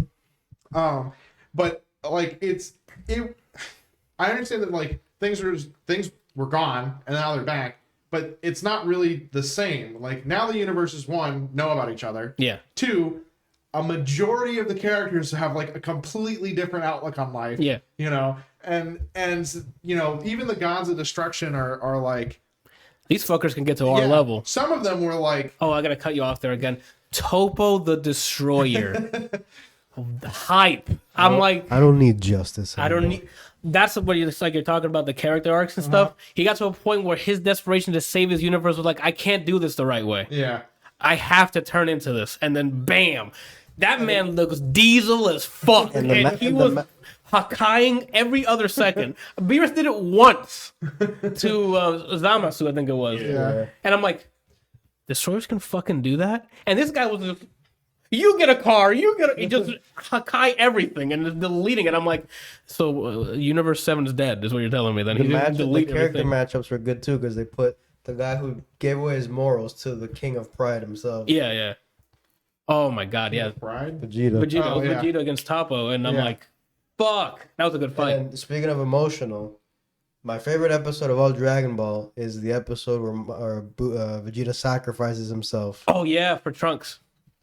He go do that. I was like, he's not gonna do this. And Piccolo's like, no, I know, I got you. I'm your dad too. And it shows the exact verbatim fucking scene. I'm like, no.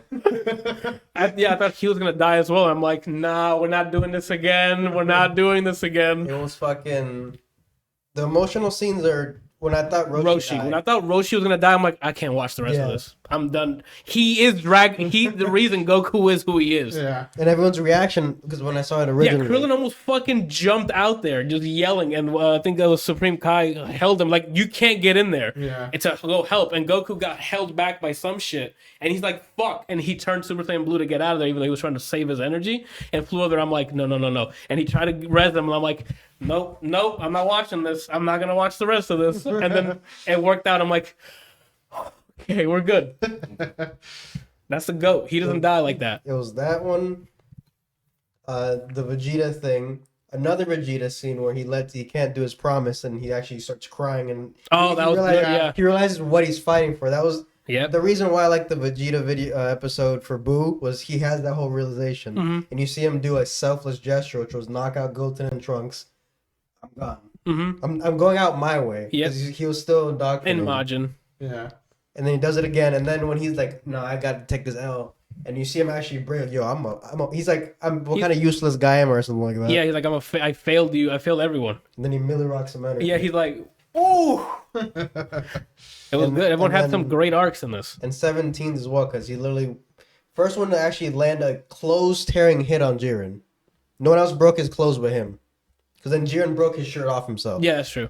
So the only person that could damage his fucking Gucci was 17. But Vegeta got in there too, because that was a good scene when Goku was getting bodied by the Jotaro punch, nonstop. Vegeta was watching, and they made an effort to show that Vegeta was watching, and then he tried it on Vegeta, and he smirked like, I figured you out, and he dodged it and came in and hit him like right here, and hit him with that lightning Batman punch, and he's like, and hit him. I'm like, let's go, Vegeta. Fuck him up. But his clothes didn't rip, though. I know, but he still got a good hit in. And then 17, like, yo, what do you do this for? And then he's like, no, you're stupid, basically. He's like, what? And then, yeah, and ripped his clothes. And then he's like, nah, I'm going to do it for the squad. Shout out to Giraffes. And then he just did it. And I was like, yo. Oh, my God. It was just good shots. I'm sorry I'm cutting you off. It's because it's so... I couldn't speak with them as my testing people. It was shit happening. He went through him? Who was it that did that? I think it was Goku that did it. Goku to Jiren with that interesting punch. Yeah, he just fucking flash stepped through him, and I'm like, what? I thought he cut him in half, and I'm like, you're gonna get disqualified, bro. You can't just go through other people. Oh my, I'm spinning again. That's how excited I am. And then I thought your favorite scene was gonna be the Ultra Instinct versus the fucking skate for Birdhouse and the beam to the face. Oh my God, I keep forgetting so many cool shit. Because everything was like JoJo rules, where everything resolved in 2 episodes. Yeah. After the first episode, Kefla vs. Goku, I literally told Anthony, all right, now pay attention to every scene here. That last fucking thing, he's charging up the Kamehameha and jumping between because Kefla's hitting him with like a bunch of onslaught. And he's dodging, charging. That's her level 3 in the game. That's her level 3, you said? Mm-hmm. And he's dodging. And she hits him with one final blast as he's trying to charge the last bit. And I think he jumped in the air. So she's like, you can't dodge while you're in the air, and shoots a beam at him. And he says, bet.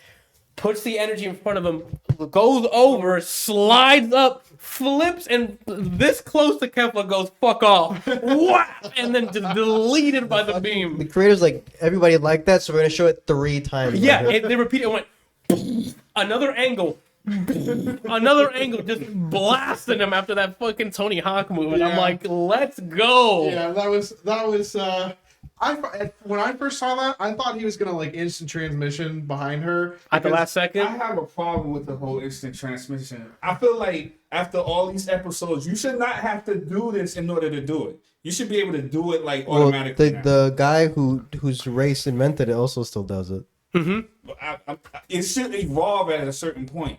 Maybe there's something that's concentrated doing that. I don't know. Maybe somehow sending energy to your brain, so you're like, this is where I want to go. And you're touching and putting energy there, and somehow that takes you there. I mean, I get how the mechanic works, but I feel like it's something that's been around for so long that I feel like it should evolve to a point where you don't have to do that. Because as you can see, it's a disadvantage. If you're charging up a move and you need to teleport somewhere, you can't. Because your hands are being occupied with some sort of key blast. I think they made that on purpose so they can have this type of scene where it's like, because that would have been an easy out. At the last second, just... or not even use it and then be behind them. This was way flashier. This is Devil May Cry shit, what I just saw. What was I going to say? We were talking about the beam face. The beam in the face thing. Instant transmission is what you're talking about. You say you wanted to see him instant transmission? No, I didn't want to see him. That was my thought. And then, like, that shit came out and I was like, okay, that was a lot cooler. Like, that was a way better way to handle this. He styled on her so hard. He literally, like, fucking grinds that rail all the way down, and she's like... You see the Tony Hawk punch at the bottom accumulated? And the balance bar. Yeah. Oh, that was just dope, man. It was awesome. Like, you just kind of, you see it, and you're like... I don't even like Goku, and I liked Kefla a lot. And when it happened, I was like... He got it. You got to give him props for that. That was lit. Oh my goodness. Yeah. I don't even know what else to come to mind. All right. So your favorite newly introduced character, besides Jocko? No, in that part, in Tournament of Power, he wasn't introduced there. Oh, okay. Oh, fuck you. When you said that, Destroyer, dude. Topo and Destroyer mode, that's menacing. Like, that was dope. I gotta think. Who else was really good? I like the mechs when they were together, when they were that huge thing. I thought that was pretty cool. You got Ribrianne and the Love People. I didn't really like them that much. They were comedic relief for me because I'm like, oh, I gotta cut you off again. 17. Sorry. 17 knows how to fight because everyone for this to come up.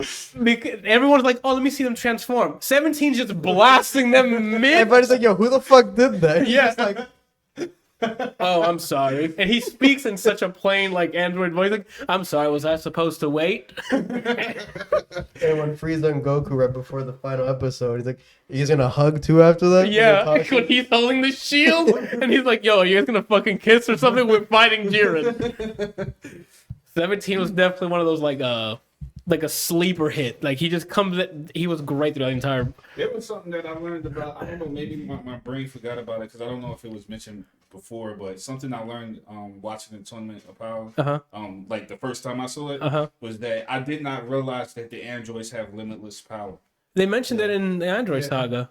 That's why they kept like Vegeta kept going up against the 18, and he was getting thrashed. He'd get some licks in, and then they would always show him like getting out of breath, and she would be effortless. She would just be like, "You ready?" Because they were like the newer models, so Jiro didn't have that, so he had to actually absorb it from you. Bullshit. But they were the good. Newer models. Yeah, they had it. Which is why that was a good pick for, like Brian was saying, the matchups. He was matched with Topo to keep him away, and he was just blasting him away, keeping him away. And that's when he was like, "Yo, we lost Dispo," and that's when he was like, "We can't win this unless I go Destroyer." Because even Jiren's like, "Oh, so you made the choice," and I'm like, "What?" And then that's Destroyer energy. I think it was Beerus who said it, and I'm like, "You fuckers put a Destroyer in this goddamn arena in this tournament," and then. When I saw them deleting shit, I'm like, this is it. Ultra Instinct is not going to beat this. Like cheating, though? That's what I was thinking. I'm like, yo, you put a fucking Destroyer in here. Well, but they were grooming him to be one. Remember, they said he was grooming it, but he didn't make that choice. That's true. Yeah, he was a candidate to become the next God of Destruction. And I'm assuming they put him in because he had that mentality, like, I'm not going to be this, because he wanted justice. And he was just pushed to that level where it's like, I can't win this with justice. I can't get my universe safe without... But that's also why they have that whole, you can't kill the person or you'll be disqualified thing. Like, so he can have the Destroyer energy, but as soon as he actually kills somebody, he's out. Like, that's it. This doesn't make sense. Like, why the heck was he doing Hakai? Because that kills people. I think he got to a point where he's okay. He just wanted to split Vegeta and Goku because they both were doing damage to Jiren. So if he can eliminate one of them and get himself eliminated, Jiren can handle whoever's left. And it seemed like he wasn't like it. He couldn't hold it to the same level or would destroy. Because remember, Beerus was saying, "Oh, it takes him longer to do it as well." Because he was still getting used to it. And then Vegeta was like, "Oh, you Hakkai'd me? I'm Winnie Houston." And he went, and then he just got him gone. Yeah, and he got on there. Did he like punch through one of them? Yeah, he wrapped his. Yeah. He did the key blast through the hand. Yeah. Just fucking mollywopped him. God, he said, "Yeah, to throw away your fuck." That was great. Vegeta's my guy, dude. Yeah. I think one of my biggest problems with the whole arc, the permanent power though, is Jiren could have literally ended it before the whole thing started. Like, literally just been like, okay, full power, just start throwing people off the fucking stage. That's what I was thinking too. By the time I got to only Dispo, Jiren, and Top, I'm like, you guys can start picking people off quickly. Yeah. Like, Dispo's really quick. He can push them to the edge. Jiren can just fucking throw them. You can literally just go up to him like, it's over, and then walk off. He didn't even have to blink. He literally goes, and then they're off. Because he was already bodying Goku. And Goku was far stronger than basically everybody else that was there in every other universe. Yep. You know, like, everybody had their like little tricks and whatever, but like, hands down, it was Jiren, probably Topo. I think Goku, Topo was right after, and then, you know, Dispo, and that was it. Like nobody else had a fucking fighting chance. And you know, Jiren sat there and just meditated for the first 3/4 of the fucking show, you know. And then he stood around the first like half watching of it, everybody. And then after the fight with Goku, he started meditating for a bit, and then he stopped when it was Kale again. I think when it was Kale against Goku, he's like, "Oh fuck, I gotta get back in this fight." Yeah, when he went Ultra Instinct, he's like, "No, I gotta watch." Yeah, he's like, "I gotta watch this so he can learn whatever he needs to learn when he comes back." But you know, and like, I guess that kind of also says something about Goku, because like, Goku was expending energy that entire time. Yeah. You know, and then fought, you know, Jiren. Kefla and Kale and whatever. Oh, all of and them, then and then fought Jiren. And well, he fought people beforehand, Yeah. fought Jiren, lost, had barely any energy, fought his way back through shit, and then fought Jiren again. yeah, but that's what I mean. Like if you think about like how much energy he actually expended through that, because like he didn't really use a ton in the very beginning. yeah. It wasn't until the Kale fight that he was like, He needs to go. yeah, he really like went all out. Mm-hmm. And then, you know, and then they fused and he's like really had to go all out for it. He had and to pull out Tony Hawk moves. yeah, you know, and then like does this and then like rests for only a short minute before fighting Jiren. You know? And it's like that just kind of shows you how much energy he really has amassed. Yeah. Like over the, you know, The course course of of this. his life. Because like Jiren was just kind of sitting there like, what would it have really been any different if like they had just started off fighting each other? Probably not, but Actually, yeah, because remember, the whole race is an MMO character where they have to grind to get the new ability, to get the new skill, and then they can go and they're stronger. And that's literally what Goku did. So if you fought him before Fresh? Spear Bomb, Yeah, he would have died. Not died. that's true. Yeah, Because that's what was a catalyst. yeah. Speaking Because I actually mentioned that earlier too. Yeah. like, so like, oh hi, who are you? It's over, and then boom. And shout out to Randall. He Yeah. said it called it a lot of times. It was 9 times. Was it 9 or 10 times? He said it. Nine. So it was 9 times. It's over. And The best part was when he yelled it at him. It's over. I'm like, you got it, Jiren. It's over, bro. The funniest part, as far as like humor is concerned, the funniest part of Tournament Power was when Zeno was like was standing on the chair. The was warrior it's sleep. Time to go to sleep. And then the other one's like, and Jiren's so cool.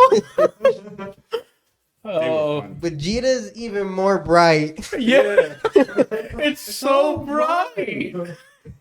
Oh, Lord. Yeah, there was a comedic relief, too. The only issue I had wasn't revealed until Frieza literally healed Goku. You have 2 androids on your team. Why aren't they support? Yeah, I thought the same thing. If they have endless energy, they should be healing everyone.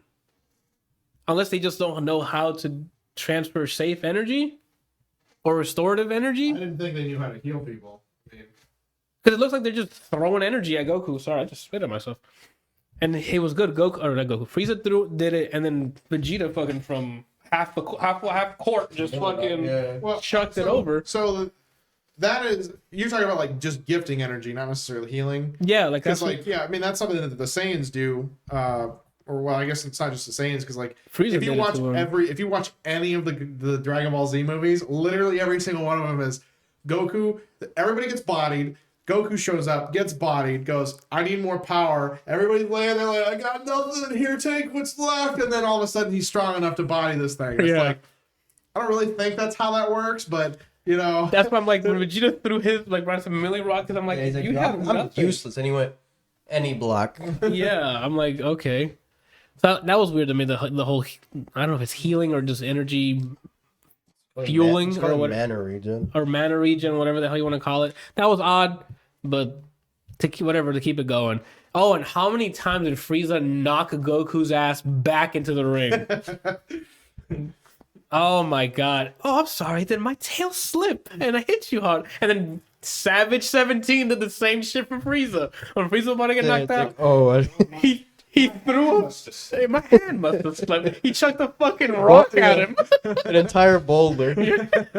But so get back to the like my problem with you know Jiren and whatever. Like seriously, like there were so many times that he could have just ended it. Like Goku was literally like down, hanging onto a fucking rock that was floating there, and Jiren could have just been like, and then like just massacred the rock and him, and he would have been out. Yep. Like I feel like Jiren really should have honestly won the whole tournament, but he was, I don't know if it was his pride or what, like, you know, because he kept trying to put off to the point that like power is the only thing that matters and being powerful is the only thing that matters. That's I think why they did it, because that's kind of inverted of Goku. So he wanted to prove that he was the strongest one, I think. I mean, Where Goku just wanted just to get stronger by fighting the strongest. Yeah, and then remember when Goku had that fucking anal spasm when he was about to finish him. He's like, "I'm sorry I had to be this way, but it's my fucking universe over yours." And then he hit him with the last hit, and then Frieza's like, "Nah, bro, tag me in, compadre." This tournament of power is just like it makes me want to load up. I almost loaded it up while you were watching it. Load up Dragon Ball and play characters I know I shouldn't be playing. just because they had such great parts. Like 17, I don't play like that. But yeah, but oh my! I think one of the best ones was he going up. Was it Jiren? And he like displayed like 17 shields to try to slow him down, and he's breaking through all of it. And they had that shot of him just getting closer and closer and like sparkling. And I'm like, get out of there, 17! Was it him or Beerus that yelled my line? Where they're like, just get the fuck out. I think both. It was Beerus who just yelled, get out of there! And I'm like, yeah, get out of there! Like it was just hype. You were part of that crew watching at that point because the destroyers were like, even Beerus. What was the fight? Was it the last fight? And then someone was talking and Beerus was like, enough talk. yes, watch. just fucking watch, dude. Because everything was like 3 people left. Your universe was going to get eradicated. Yeah. There's something with Goku because Krillin was like, "Oh, you just got it," and Beerus was like, "Yo, shut up. Just watch." That was when Jiren had him pinned down and he was on that one little rock. Oh, is that what it was? Yeah. And Goku had the shield around, and they kept talking like, if he breaks that rock, that's it. He's gonna fall off the ring, and that's it. It's over. And then that's when Beerus was like, shut up. Just watch. Mm-hmm. I'm like, yo, it's getting serious. It got more and more serious as more and more universes were getting just evaporated. And I'm like, come on. Everyone is. When 17 came back, I'm like, yes, they have the edge. They have the man. You just got to stay alive for, what was it, like 5 minutes? All of this happened. It was 4 minutes, and then it was like 45 minits of episodes. I can only imagine because we've seen them talk normally. Are they speed talking? Yeah, they're like, and then like how all this dialogue happening in 4 minutes? Perceived differently with her. Maybe it's Marvel time because when it says 99 seconds, that's 3 hours. To get timed out in Marvel, they don't respect you. Oh, okay. I don't know. The only thing that I didn't like about Tournament of Power was that I felt like that whole thing between Goku and Frieza taking out Jiren, I felt like that should have been him and Vegeta. I'm glad they did. No, because I like that it was Frieza because Frieza had that arc of, is he here to sabotage us or like what's gonna? He was the wild card, and him to go from I'm here to fuck everyone over to no, I got to work together here because at the end of the day I die too. Yeah.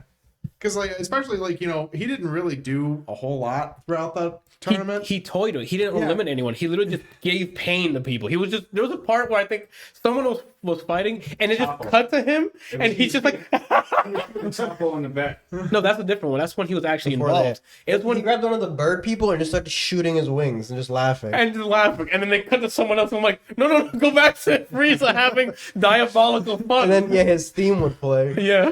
Like I think the most that he did was, aside from the fight with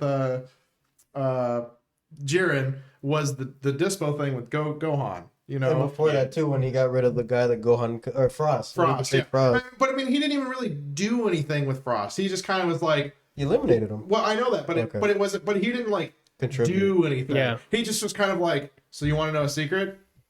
Never trust anybody. And then he was gone. Yeah. And he was like, what are you talking about? He didn't mind games. He's like, you want to do silly stuff together? Like, bet. And he let it play out. He let it marinate. And then he's like, oh, and another rule. Never trust anybody. Yeah.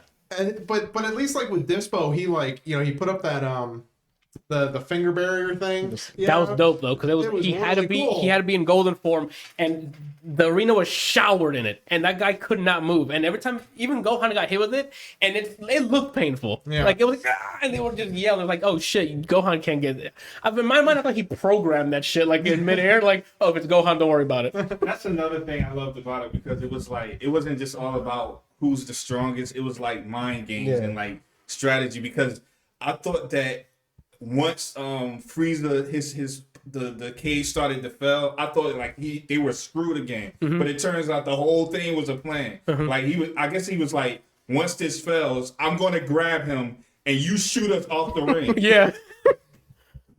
But back to your thing with the whole like Frieza Goku thing at the very end, like I feel like that to me was perfect because like I understand because Vegeta and him already like they fight. But they're used to fighting alongside each other for the most part, whereas him and Frieza aren't. And Frieza doesn't really have anything at stake. He has no reason to it. And then at the very end, Goku's like, you realize that if we don't win, I can't bring you back to life, and you won't exist anymore. Like, period. And that to him was like, oh, you're right. So you're sure you're gonna wish me back? Yeah, you like, I'm going to exist. I don't fucking care what happens. I'm gonna exist. Okay, you know, and that's when he was like, okay, I really gotta start like putting some forth, some effort.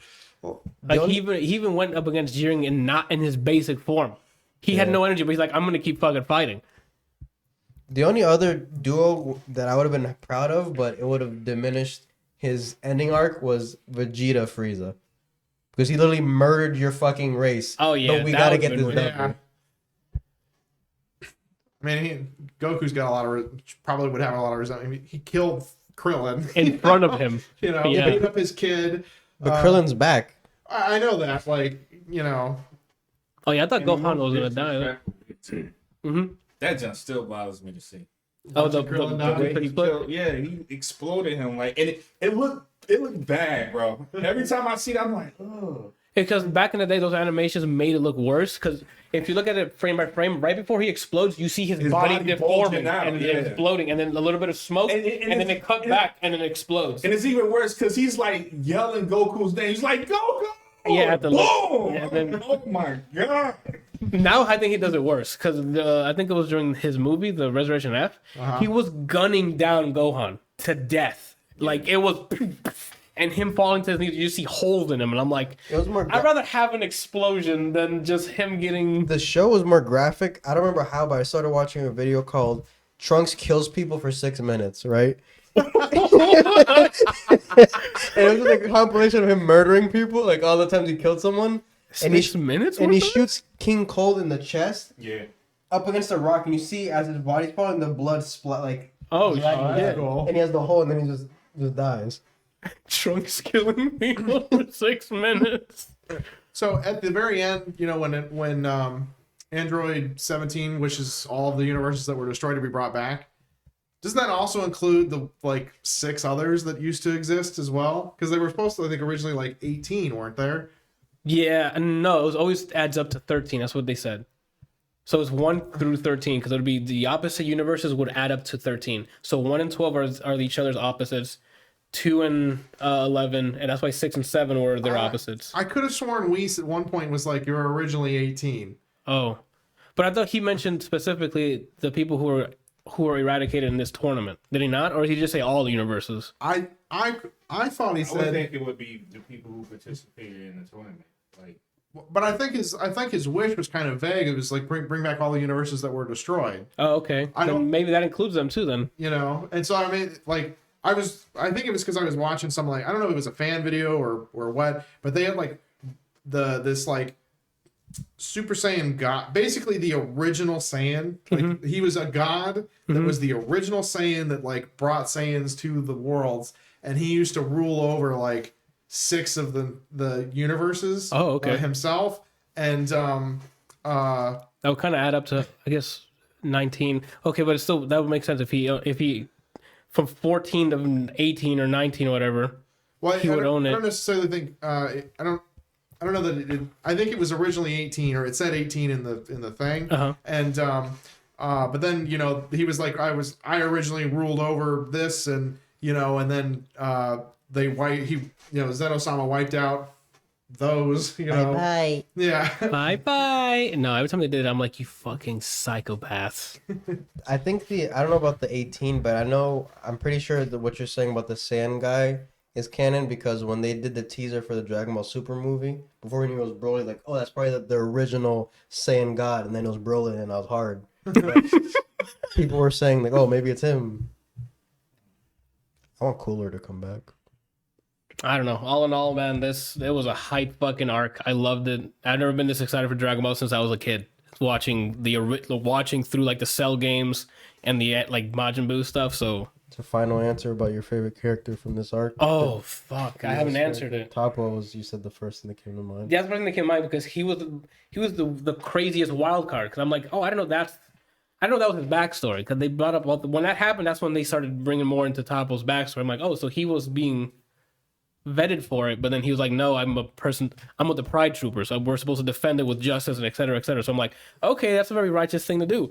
But to get to this point in the tournament and going, I gotta get rid of all of that. because if not, I'm dying. Yeah, So there was originally 18. It Okay. says formerly there were 18 universes in total, but Zeno erased 6 of them when he was angry. Does it say why he was angry? Wait, 13 and then 6? That's No. There's only 12.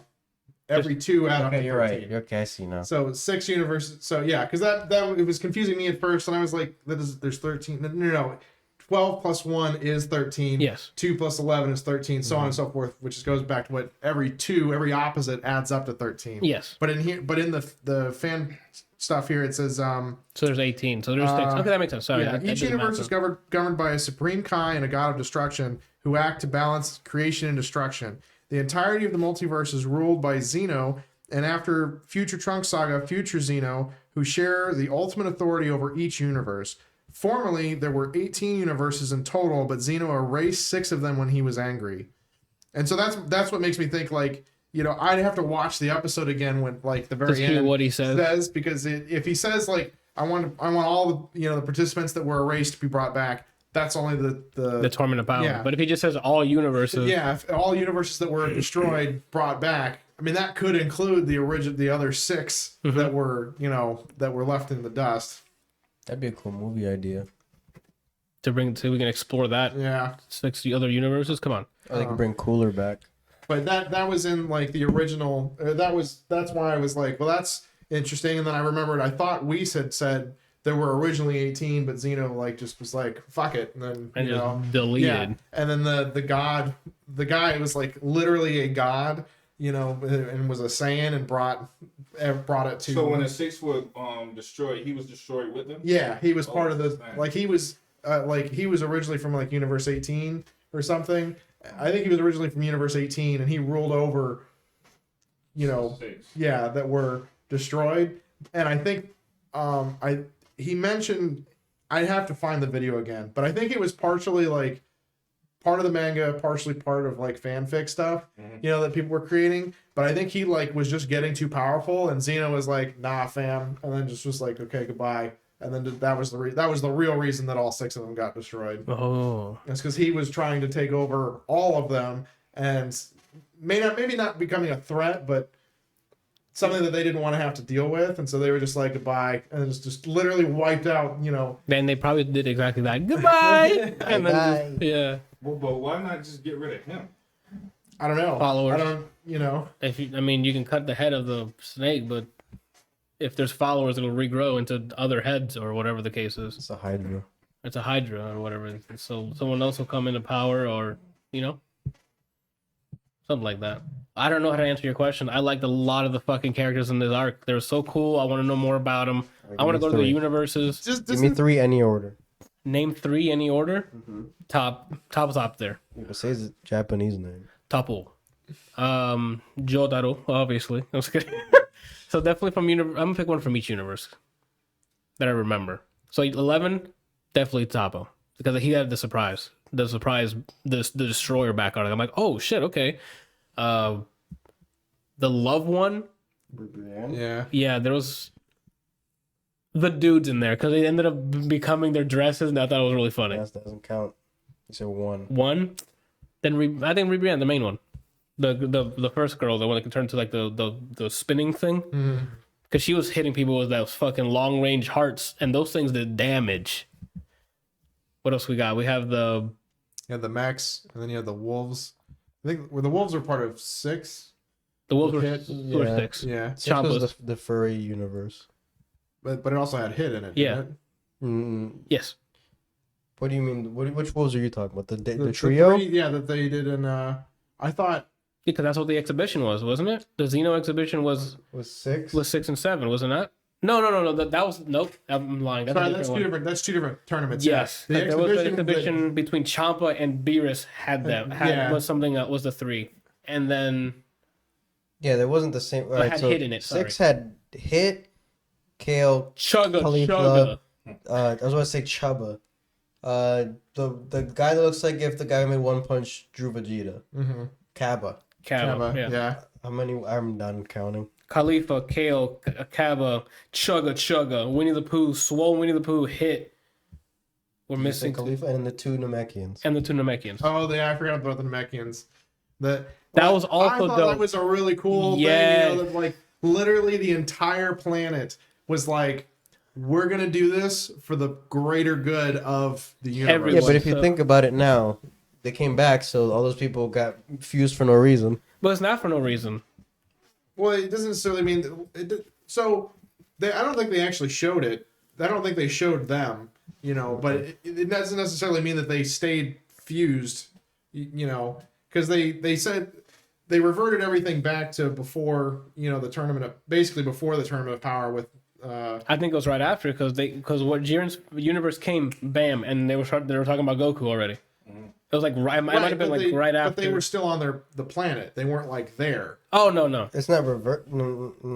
They were put back to the universe, but they didn't rewind. I think the state was still. Yeah, because remember Toppo talked to Jiren like, "Oh, when we yelled at you, you actually listened to us. Does that mean you're growing like a bond with us?" It's like, I don't know. Yeah. So I think all those Namekians they're like, well. But at the time they didn't know that was gonna happen, so it just sucks. But like that. Toppo was like, "I'm not gonna thank you for this," or some junk like that. I guess he was talking to Beerus. Yeah. No, it wasn't Toppo. It was Champa. That's what I said. That's what he said. That's what he said. It's Chomper. Oh man, I'm losing it. I'm telling you, You're in love with Champa.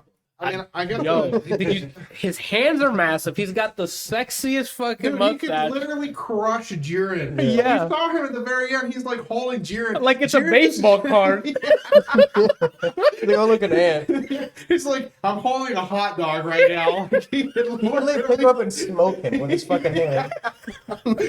He's got this fucking Jiren blunt. But like with them being Namekians, like I'm sure that because there's a lot of similarities, I'm sure that they have their own form of Dragon Balls, or they created them, so they could probably just get the Dragon Balls and undo wish everybody back to normal. If because like they didn't show it, if they were really just still fused when they were brought back to life.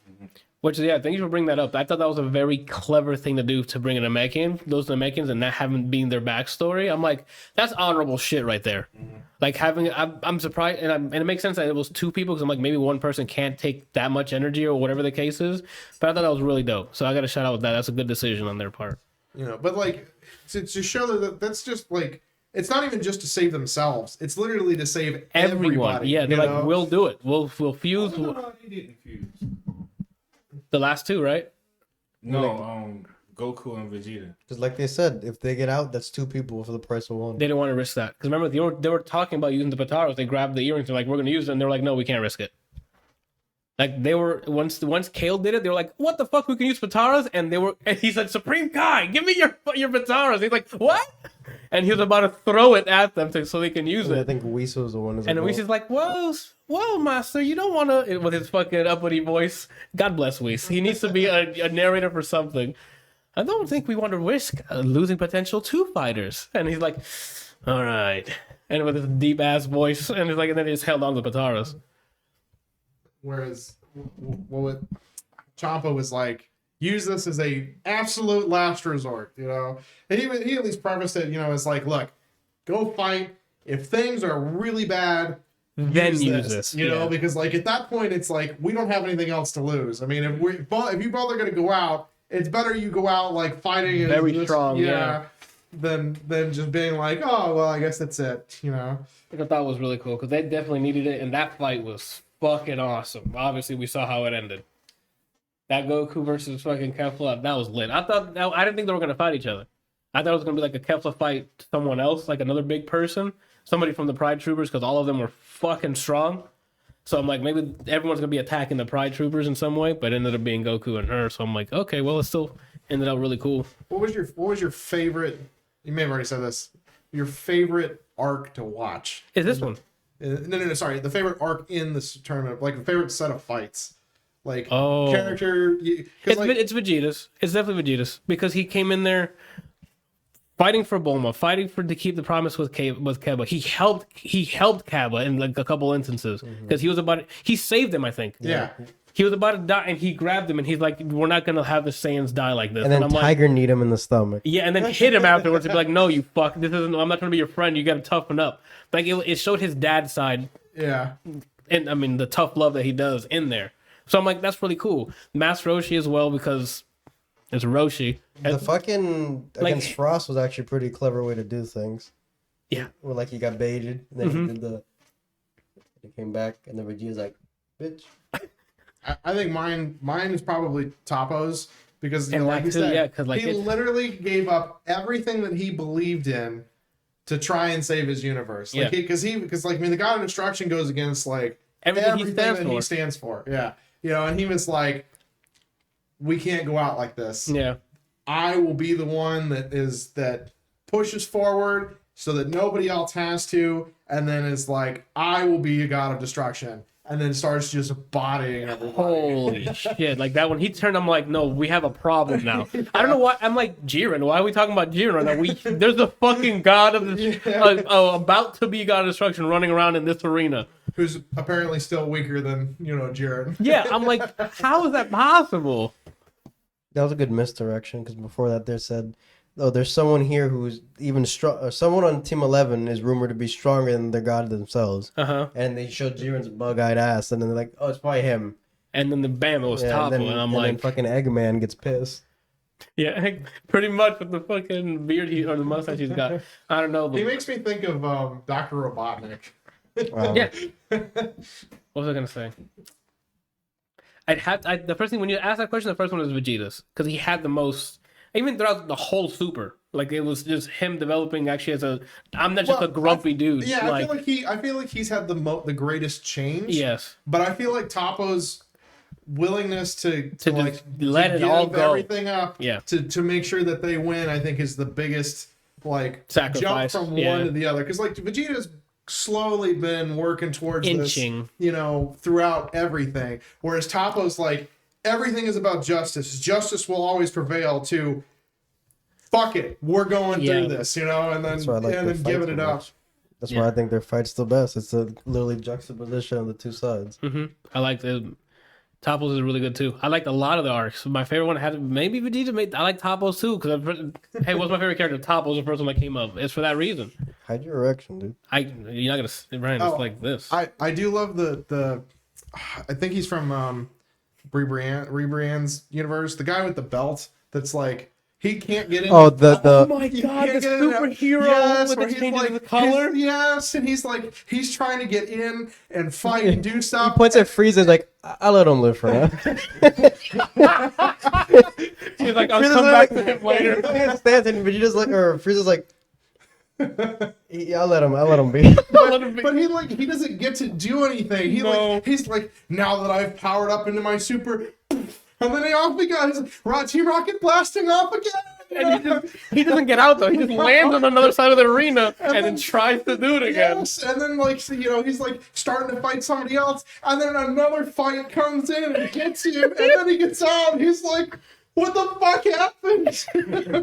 The only hits he landed was Vegeta because he was trying to go Ultra Instinct. Yeah. He's like, you know what? Fuck it, and then just fucking. And he started swinging at him, and Vegeta's like, "I'm gonna go Ultra Instinct," as he's taking punches, and then he's like. Nah, fuck it, and like one shots him and then moves on. Then he comes back with like the purple one though. I don't know, and then yeah, because it was cool to see his abilities. It was like you guys play Crisis, so like the shoot was like maximum arm, basically what he had on. So he had like the speed one when he went up against I don't know who it was. It was Frieza, I think. And then he went to I think it was like the purple one, which power for red. And then the ultimate was like everything, I guess. And then a rainbow. And then he just fucking died or he lost, and I'm like, well. I like that. Yeah, his was good too. There's a lot of like small episodes like that had showed off some character. I'm like, that's still funny. Like do you guys think that Boo is stronger than Frieza? I would say so. Maybe. I think Boo's literally brokenly written, in my opinion. I think he has the greatest range for increase. I think because I don't think he doesn't really have to do anything. He just his emotions really kind of control his his abilities. I'm pretty sure Frieza's actually also scared of him because I think. A long time ago, King Cole, not Captain Cole, that's DC. Oh, okay. Told him basically there's two entities that like to show fear or respect to, and it's Beerus and then Boo. Because he existed before them. Oh, that's true. Because he was just trapped, is all. Yeah. And fun fact, his original form is actually Kid Boo. He turned into the Jolly Boo when he sucked up one of the first Supreme Kais. Yeah. Which makes sense because Kid Boo's lit, so. He's a little devil. It'd be crazy if on December 20th when they announce the next Dragon Ball FighterZ character, I just see Super Buu on screen. I gotta be honest with you, Brian. I wish they announced we're making this game and we're not just adding the same characters. You just power up and now let's add super characters because there's too many cool characters in this fucking one arc there are super that characters. I'm like. But there's a lot more from different universes. Yeah, but we need Heart Attack Goku. That's what I'm saying. And just Down. Yeah, down. What the hell? After watching this arc, I'm like, I get it. Like, I understand what you would be mad about the Gokus because there's way too many cool characters I would love to see have a move set and you can pick in the game. Way too many. I mean, even if you don't use like any of the gods of destruction, because like you actually get to see Beerus fight. That's excluding any of the angels who you can just make up something or the god or the destruction. Beerus gods, actually is playable, yeah. which is one of them, yeah. But like having, go ahead, dude. Like you, I was But like I mean, so many there's literally like what 8 universes or something that are in this that are in the tournament, yeah. And like 2 or 4 were excluded because they were already top. Universes. So it's like 6 to 8 times 10. Another Goku. Yeah. In Dragon Ball Z, this is random. In Dragon Ball Z, during the Buu saga, the reason he reverts is because they remove the original Supreme Kai, isn't it? I don't remember why. But like they get absorbed, or he absorbs somebody, and I think it's because he absorbs Vegito, and then because Vegito was wearing the Pataras, he splits after he gets absorbed, and then they're like in there kind of fucking around in his system. But I thought they came across like the original Supreme Kai that made him into Fat Buu, and then some other things that he had absorbed at the time, and I thought he removed them, and that's what reverted him back into Kid Buu. I don't remember why it was. I just remember. I have to rewatch it. It's been so long. Yeah. They might be right because they might have thought once they split up, they tried to find a way out. I think they brought someone out with them. Yeah. All I'm saying is, But Super Buu looked Piccolo in the eyes on Kami's lookout and murdered everybody on Earth while looking him in the eyes. And Piccolo did nothing. Put him in the game. And he could be like the Shang Tsung of the game. I mean, 21 kind of does it, but you can actually make him swallow whoever, and I have their moveset to an extent. Technically, if you absorb them, they wouldn't be dead. They'd just be part of him. So that could fly. Yeah, that's true. But they can make some bullshit as to why it works. So like absorbs them, and somehow they punch out or something if they're not dead. If you completely kill them, then you absorb them, and then they're gone. Yeah. It's like with 21, if you kill them with the eating one, she eats the rest of it. Oh. But if not, then she's like, this is dog shit, and she drops it. Yeah. But after seeing this and seeing Dragon Ball Yeah, FighterZ, I'm really disappointed that they're like, I get it. So Goku's in the game. Okay. Oh, and Goku's in the game. But and Goku's in the game. But you just said, what? Yeah, and then another Goku's in the game. Every DLC... I don't mind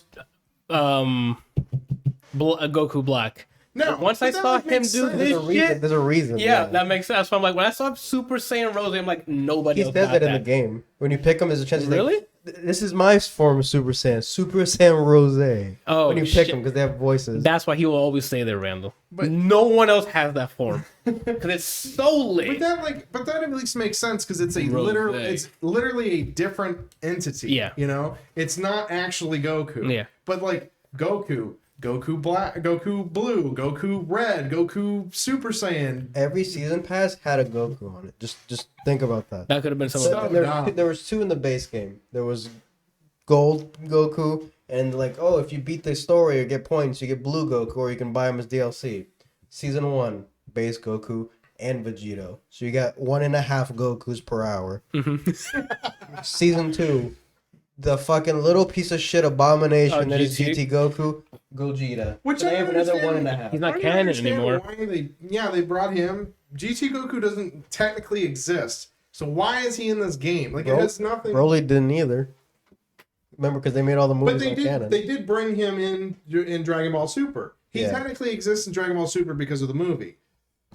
Yeah, no, but I mean, they had both versions. Dragon Ball Z. They have Dragon Ball Z movie Broly, and then now they added the canon Super one, Broly, the cool one, but they added it after. when they're both cool. Well, I mean, this guy got Alien Poon waiting for him on an island by himself. So what's the other Broly got? Bio. Okay. And then this season was UI Goku. Every time I keep thinking, who was my favorite character? And I don't have a favorite character. I have a favorite universe, and it's 11. I love the Pride Troopers. Their outfit, they're like a proper Ginyu Force. And they're overpowered. And they're so strong, but they're not strong in an evil way. They're strong that we're here to protect the world. They're good guys, and they're strong. Like, it's like a legit Justice League or legit Avengers. So I'm like, I love that group. And like having Dispo and them like in the game, that'd be dope. Could you imagine Ginyu Force facing off against them? That would not. That'd be funny to see Raccoon just fucking show his ass again, but that would end in I would want to see the Ribrian's people against the Ginyu Force. No, actually, what would be cool is if they don't know anything about Ginyu and he swaps with Jiren. Oh, yeah, my God. That would be like, or even swaps with Topo. Yeah. Because then now it's Jiren versus the God of Destruction. I think Jiren can handle that. I think if he switched with Jiren, that's going to be a problem. That's why I'm like, so if they don't know anything about Ginyu, then maybe that can happen. Yeah. But if they know that he can swap, they'll eliminate they'll probably one shot hit Ginyu and what move I want on. to see is Broly fight Jiren. We might see it now that I know that everyone's still alive. Maybe because Goku's gonna go and fight Broly for fun, and maybe one day they'll cross paths because now they all exist. That's the match I want to see. I want to see somehow. Yeah, Broly, but like angry Broly though, not just deleted sparring. Realms, the deleted realms, whatever. Versus they do like not a tournament, but like an exhibition. Yeah, yeah. So Zeno, somehow someone wishes that god back, maybe like some guy who left that universe and like, oh, that's my idol, and they bring him back somehow.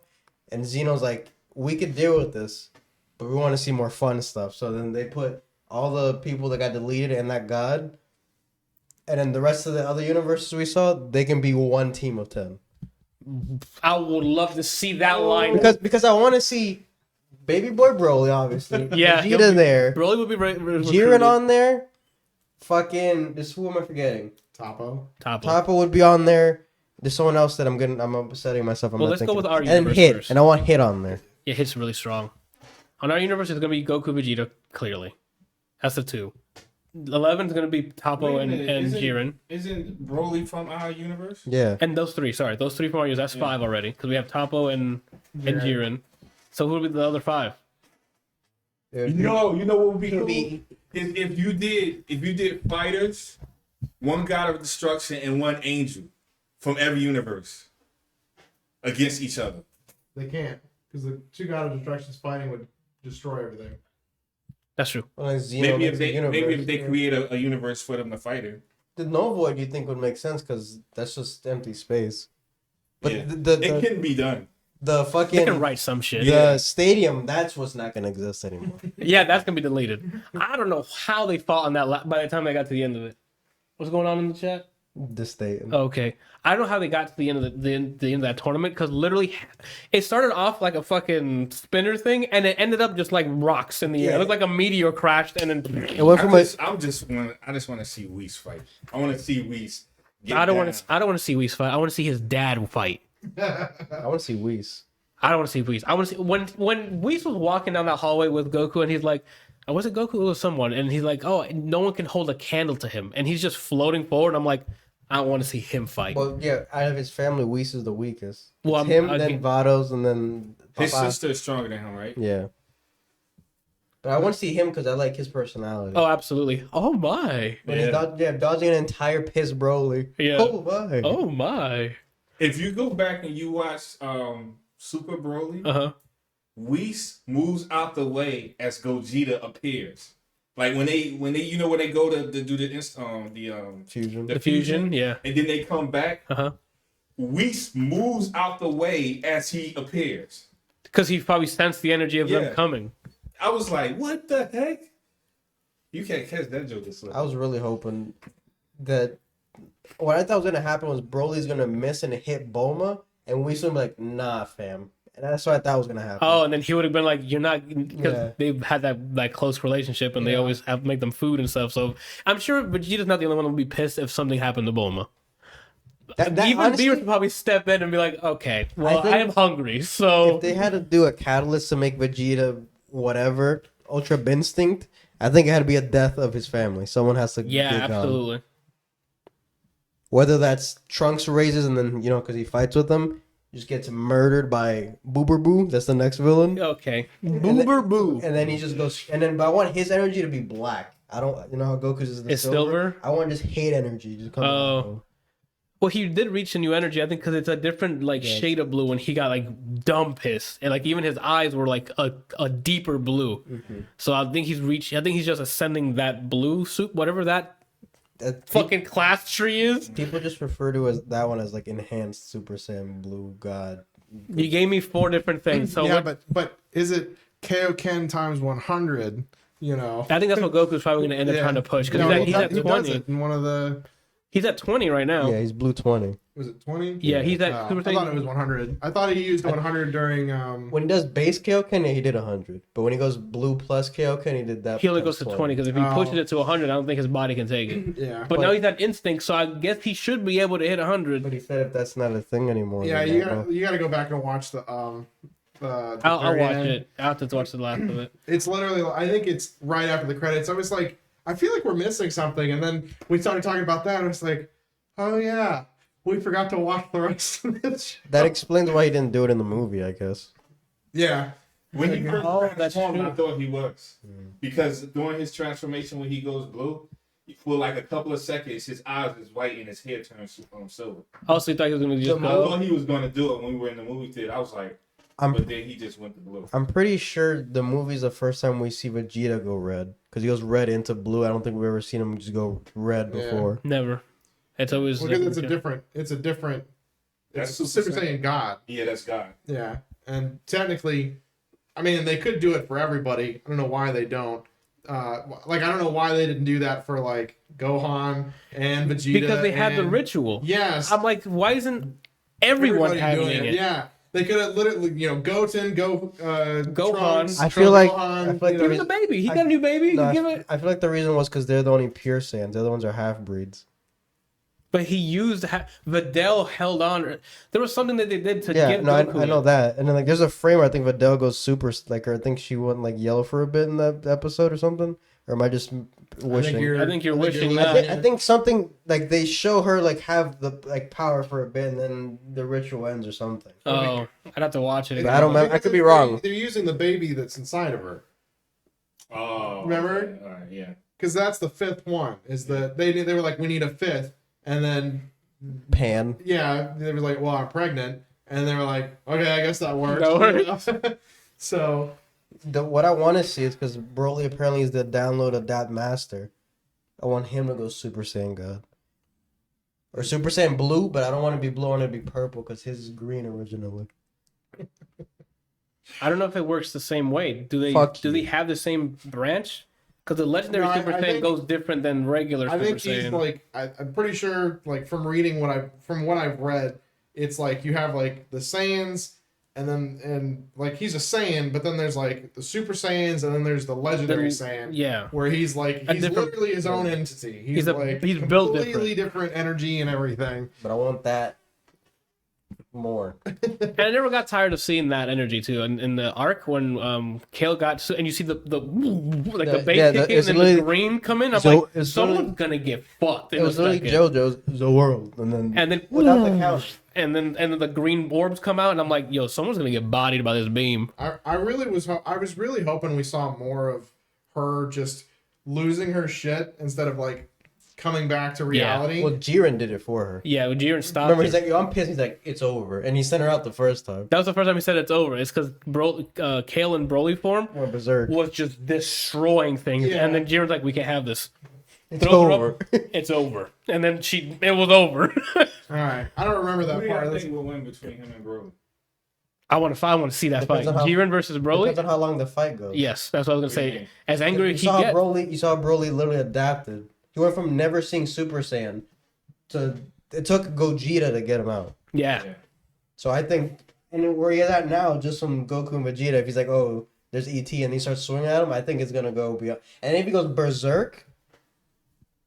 So your answer is Broly. It depends on how long. Yeah, if Jiren and if it's over, if it's literally over for one. That's the thing. I don't think he can say it's over 50,000 times. I don't think that's going to stop him.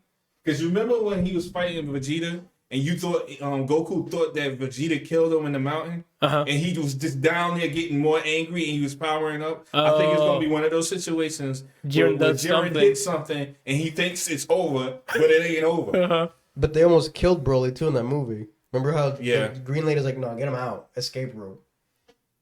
So if he survives at first, it's over. But I think Gogeta is stronger than Jiren, so I think that's why. I don't know. And not to mention he's doing his most powerful move. Of course, that's going to kill him. I'd like to see it. I just know if he goes, it's over, and it doesn't come up the first, it's over. Problems. But if it's like, oh, it's over, and then there's no more Broly, then I'm like, well. Because he's like a ramp up, I think. He'll get mad and he'll get angry and angry and angry. Yeah. He's literally level 5 Phoenix. Phoenix with 5 bars. If you can get the 5 bars, it's I can't control it. Yeah. So if you let Broly get the 5 bars, it's done. What do you guys think about the new storyline they're going with Goku befriending Broly? Like, I thought that was I like it because I want to see what develops from it. Because they're obviously going to push each other. So maybe they can maybe they can have him push Legendary Super Saiyan to something else. I think this is me like going way overboard, but I immediately at the end of the movie when he was like, I would like to come back and train with you and show you some things. I immediately started thinking about it would be cool if like they created a threat that was so bad that him, Vegeta, and Goku would have to fuse together. I thought you can't do 3. You can do 3. I'm not saying it's never been done, but I'm just saying like this is new territory. Oh, okay. Like the writing is something. Okay. Yeah, it's just like a threat is so powerful that all 3 of them have to fuse together. That would be the craziest looking Saiyan I've ever seen. This would be hideous, and I don't know if it's possible because Jiren doesn't have ears. But what about Brolin? I don't like that name. Or Giroli. I like that one. I think you should just keep it with the Saiyans, man. Oh, okay. Shout out Giroli. Personally, I think the way that the story's going to go is that they're going to become friends, and then he's going to train him, and then something's going to happen that's going to cause him to snap and go back to the like I already know what it would be. Okay, Frieza is still alive. Who killed his dad? He doesn't know that. No, exactly. He finds out when Frieza tries to do shit again, and he's there. Oh, that's a good point. And he's like, because wait, Frieza's what? gonna try some shit now that he's alive. Yeah, and I think Frieza is stupid enough to blurt it out at one point. that's what I'm saying. So He's not gonna blur it out. He's gonna hang it over him on purpose. he's like, if I can kill your dad, I can kill you, and then you can call him a monkey, all racist like. And then Broly's like, wait, what? You did what? And then no more pupil. Yeah, and then he's fucking gone, dude. Real quick, because I don't necessarily remember this. I thought his real dad was like left and went to the planet with him in Super. Yes, he went to the planet. Yes. He got rescued, and then he was talking to Vegeta. He brought Vegeta with Broly so that he could meet up with Vegeta and Goku. And while they were fighting, he shot the dude in the chest. Frieza shot his father in the chest while they were fighting, and he was like, Broly, oh my God, look, your dad got hit by a straight beam. And then that's when he went berserk, and that's when he flipped out. Yeah, I remember that. This dude stopped in the middle of the fight when he heard that. They were in mid punches, and he was like, and then it was over after that. All right. Yeah, I had forgotten that he had met back up with Frieza's company, and I think he didn't know that Frieza had wiped out the Saiyans. No one knows. Yeah, the only people that know is Goku and like Vegeta. They don't know either. Vegeta knows. Vegeta knows. Yeah, and Goku does know. Goku knows. Vegeta's told Goku that. I think while they were fighting, they're on Namek. I just don't think Goku cares. Yeah, I think he just wants to beat the shit out of him for no reason. I'm pretty sure on Namek that conversation happened. And because when Vegeta after he fought Frieza and Frieza bodied him and Vegeta was on his dying breath and Goku came out of the chamber, I think they had that conversation. He said, "Do it for the Saiyan race that he destroyed or some shit." Yeah, if I remember correctly. I think when they picked him up, he thought he was still working for Frieza and didn't know that Frieza had already destroyed everything. Yeah. Oh, the dad. Yeah. He didn't even know Super Saiyan existed. Remember when he was like, "Is that Super Saiyan?" And Frieza's like, "Yeah, they do that." Yeah, they do. They do that. I've seen I saw it once a while ago, and so I don't really remember. Like, what are you telling me? Broly can't go Super Saiyan? Oh, that's disconcerting. Yeah, that like Brian said, that'd be a good way to bring them in together. It'll be something with Frieza try some dumb shit again, and Broly happens to be in that system, and then finds that out. Actually, that could be back to Frieza's back. He's gonna start training like you said, and then New form or something. yeah, and then Goku's training Broly, and then Frieza comes back, and Goku actually struggles against him, and then they're like, "Hey, Broly. He's the one that actually killed your dad. Just thought you should know." And then Broly just goes, by the way, let me just slide this into your DMs here. Whatever you want to do with that, whatever power level you want to hit it with this. Remember when your dad stopped existing? Okay. It could be that or the girl, Chile is her name, the green lady he's with, if she's in danger. Oh, that's true. If she dies, because she's been with him for a while, so they probably have a close relationship. I see. Yeah, definitely that. She seems like she's waiting for it. So. Hopefully, they have a kid. Jiroli. Oh shit! I thought it was gonna be Jiren and Broly. Either one. Otherwise. Oh man. I don't know. I can't answer any of the questions you asked me. Who's my favorite character? I'm gonna go with I'm gonna end up with Toppo. I'm gonna go with Toppo. I think he might be one of the new. I think he's him. And people keep saying Omega Shenron because Gogeta has a voice line that says his. But why bring more GT characters? Wait until they're back in Super, then add them. We have too many Super characters in this one arc that need to be added. Do you guys think that the typical thing... Jaco. The typical thing that happens, at least this is what I'm noticing, is that you notice that like the villains become friends. Yeah. Oh, Dragon Ball is so. Do you think? No, hold on. There's a chance. Randall, let me stop you right now. Frieza is going to join their group. No, it's not. Frieza. First of all, Randall, Dragon Ball is the Normandy. It's not even just Dragon Ball. It's shonen animes. Oh, that too. There was like, yo, fuck you, but we can kick it after this. Yeah, like every that's time, all of them. New character added to the Normandy. Every until one habitual line stepper goes 1 inch too far, and then nobody, and then no one talks about them anymore. And so I don't. You're talking about Frieza joining the DBZ gang. I don't. Okay, so it's not happening. Yeah, I think that for the simple fact that they fought together in the Tournament of Power, but also because it's cliche. Like Boo is with them. Even though Beerus technically wasn't a villain, he was kind of a villain. He is now hanging with them all the time. He is part of the squad. Well, he's part of the squad because they provide him food that he really likes and he's not tired of. Yeah, but usually when he has food that he likes, he just like goes to sleep and comes back. He permanently stays there now. Because he has it at whim. He can just be like, give me more food. And guess what? Bulma and her crew that she can just pay $1 bajillion for is going to give him more food. Because if he doesn't get food, they don't get oxygen anymore. I think it's just he's more invested in Goku and Vegeta. Because remember in the movie, he could have literally gotten rid of Goku. But he's like, this guy has potential.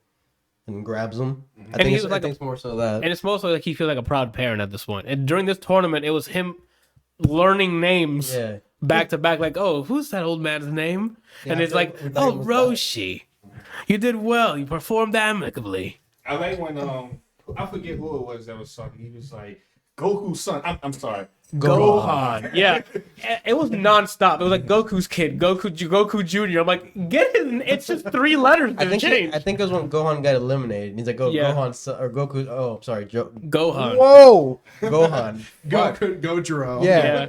I'm in a law firm. I was like Gohan, Goku, and Goten for the people. But what I was going to say was, I don't think necessarily as close as like Beerus and Boo is, but maybe like. They're friends, but they're not really friends. Like they're not enemies. Put it like that. No, I don't think so. I don't think that they're always going to be. I think he has too much disdain for Saiyans, and especially for Vegeta and Goku because of like all the shit that they put him through, or that he's put himself through because of it. Like I just don't think that it'll ever be. Yeah. I think he begrudgingly helped at the very end there of Super. How long are they going to continue to fight Frieza? He killed Vegeta's whole race and father. No, I do not disagree with you. Like, if anything, I understand that. But I'm just saying, as far as like writing is concerned, how long are they going to continue to put Frieza up against these guys? Until people get tired of Frieza. Frieza. Like I loved when they picked Frieza as their team. I was hyped. I'm like, I haven't seen this guy since I was looking Fat Kirby as a little kid, and they were fighting a Namek. And then until obviously Dragon Ball Super, and he came back. But this was different. I was They like, killed him twice, right? Okay, so Namek, then Trunks came Trunks out with the body, gang yeah. signs Yeah. immediately. so three 3 times, times. yeah. They Because killed him 3 Goku times. killed him, Trunks killed him, But and Goku then didn't technically kill him. Goku just he beat him. he beat him up. He didn't die. Then he was like Cybernetically, he cut himself into pieces, and then he was like just floating through space after Namek blew up. Yes. And then his father, King Cold, found his him, body. put him back together, and then They went then straight he to went Earth. And that's where Trunks came in and actually killed him. He's like, yo, what hood you rep? And That's what he said, dude. And then, what was it? So then, and then Frieza got Witch back in Super, and then attacked Earth. That's Wait a when. minute. He didn't kill him in Resurrection X. Resurrection F. Goku? Wasn't he already Yeah. dead still? Didn't they go into that dimension? or whatever? Didn't like No, he died in Resurrection F.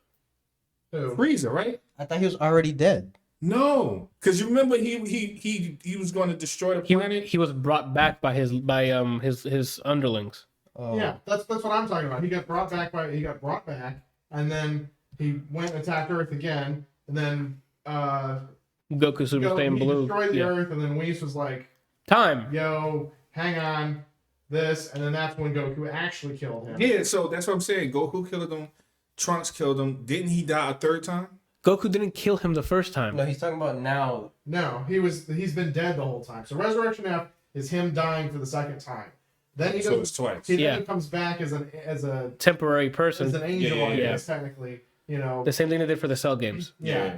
And then he comes back as like an angel for the tournament, and then at the end he gets brought back to life by Whis, Yeah. as a present, so that they don't have to like, because he helped out. But yeah, he's only actually died twice. The only villain I would see that would join now is Cell, to be honest with you, because he was just like, yo, I'm perfect. Fight me. Your planet's gone if I win. But he doesn't like hate Goku. But Cell's not even a competition anymore. Like, he's peaked. No, but I'm not saying he's like the competition. But if someone that we know were to join them, he's like the only one that'd be like, yeah, what's up? That would make sense. Yeah. I understand. Frieza and them. Frieza's not going to be. They worked together because he needed to, and it favored him to do so. Now that he's back alive, because Whis was just like, bloom, and you're good to go. They didn't even have to use the Dragon Balls. So the deal was use the Dragon Balls to resurrect them. And then Whis was like, you know what? You earned it. What do you mean he earned it? He's gonna fucking ruin our lives now. What I'm imagining happens after this is not Frieza's gonna end them. I think Vegeta's gonna go on the hunt to kill him. I don't think. I would like to see that because he's like, we can't have Frieza running around here. When we saw Super, the movie ended. What he's gonna do, and they're like, no. Oh, that's right. I haven't. Because they did cross path and Dragon Ball Super and Broly Super, And he's gonna shoot him down a second time. And they're like, no. and Goku's like, don't worry about it. So I guess not. He's probably gonna be the comedic villain. Like, he's gonna be like Dr. Robotnik of the crew who just keeps coming back. I really hope they don't do that. I don't want them just to bring him back, But they did it That's once. what I'm saying. But Like, that's what I feel they. like if he comes back, it's gonna be a problem because like he's trained, he's become Golden Frieza now, and he's fought in the tournament of power. He's seen how powerful Jokers can be. I have no doubt that he's gonna go home and he's gonna be in the lab for a long time, and when he come back, it's gonna be a problem. And all I'm saying is, he has a sibling, and before Golden Frieza, Cooler was the stronger one, and Cooler doesn't play around with people. No, he saw kills him them. literally try to drown Goku. Yeah. So that would be a good one to bring back. Is That's So cool. they what would have bring to back. make him canon again. Yeah, they'll have to make a movie or. Wasn't he in the Super movie when they land and Ginyu Force and Zarbon are there? Wasn't it King Cold, Frieza, and Cooler? I will have to look again. No, they mentioned him. He's canon now because. Oh, they he was- did mention him? He mentioned a brother. But he wasn't there. No. No. King Cole was there It talking. was Cold, Frieza, Zarbon, Ginyu. Yeah, Force. there's. And Cole was not in Super. The Cole in Super and the Cole when Trunks showed up was Yeah. not the same. No. Yo, the one in Super, that Joker looked. Yo, I was Look like, down, man, man. yo. even Vegeta's father was like a little timid around him. I'm like, why is this dude scared of him? Yeah. Like everybody didn't want to move. Everyone was scared. Well, it could also. What? I'm trying to remember what he looked like. He was the biggest one there. Yeah. With the First of horn, all, just like Frieza has. Yeah. But he's built like cock diesel. Yeah. Yeah. Flip it. He said cock. Go ahead. What were you gonna say? I don't. Go ahead. Don't worry about Like- it. No, I'm just saying, like, he was super intimidating. No, I thought he was gonna say something, so I said turn the mic. It was super intimidating. Like he was, which is one of. I'm sorry. I took it the other way around. I thought you were saying in Super he wasn't intimidating. No, I'm saying in Super he was. Because in Dragon Ball Z when they show up on Earth, he's just kind of a bigger version of Frieza. Exactly. And it's like. And they get shot in the fucking chest. And like he even says like in the show like Frieza was always stronger than me, and then Frieza just gets fucking bodied by Trunks, and then he's like, I'm gonna do something, bitch. What do you think you're gonna do if your son's stronger than you and he got destroyed? Gets shot in the chest. Super, it looked like. Well, that was not the in the case. chest. Yeah. It looked like King Cole was like Gonna The shoot real deal. people in the chest. Yeah. to the point. We get it, Brian. He's getting shot in the chest. He was disrespecting everybody there, Mm-hmm. and Vegeta's father was just like, We can't do anything. 'Cause Yeah, if he's like, He does that. Yeah, he does that. Well, and he even killed some of his people in front of him, and he was still like, Well, remember, they're enslaved. That whole race is a slave. which is I don't understand. Because If Saiyans are supposed to be like the ultimate fighters, the ultimate race as fighters, which is the whole reason why Frieza even killed them to begin with, because he was afraid of what their potential was. Why in the world are they slaves to them? they haven't reached the potential. yeah, I mean, I thought the original reason that they like became their slaves is because Cold came down and bodied the fuck out of King Vegeta and was like, look, you work for me, I'll let you live. I thought I don't remember if I read that or something, but I thought that was like how this whole thing came about. And then, he left Frieza in charge, and he told them that Frieza was, I don't know if he told them, that, that Frieza's stronger than I am. And so they're like, well, I guess we can't go up against him. And then, obviously Frieza was stronger because he literally destroyed all of them with a single finger, Like, I don't think they ever, I don't think they ever realized what their actual potential was because they weren't around long enough. They weren't fighting all the biggest baddies like Goku and Vegeta were. Bardock was the only one.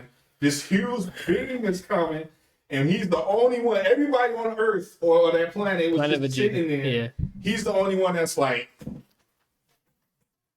Because he's and gonna. no one else is there. I'm like, where's the backup? Like, why is he the only one? They're at home packing up. They're like, we gotta get the fuck out of here, girl. The only thing I don't know is I would love to have seen like Frieza at his original form fighting a planet full of actual monkeys. Like if they threw out, because they have the ability to create a fake moon.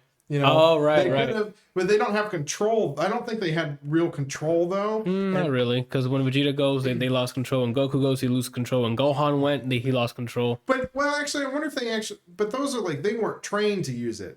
Whereas the Saiyans were actually trained to use their monkey form because that's how they like would go and wreck planets. They would go there, throw the moon out, and then turn into the monkeys and fucking destroy everything. I'm wondering if they actually had control because like during what was it? I thought was it Bardock or Vegeta? One of them had like control of themselves when in the monkey form. That was Vegeta when he fought Goku the first time. Yeah, so like Or like the first arc. yeah, so Or second arc, if 'cause of that. Vegeta had control of it, more than likely everybody else on that planet did too. So I would have loved to have, and maybe it's because I don't think they could fly anymore once they went into their monkey form. It doesn't seem like it. They were. But I wonder if like what would have happened if like Frieza and King Cold and everybody had come down there and they were like now and like threw it up there and then like turned into the monkeys. It may not have worked because it takes time for the transformation.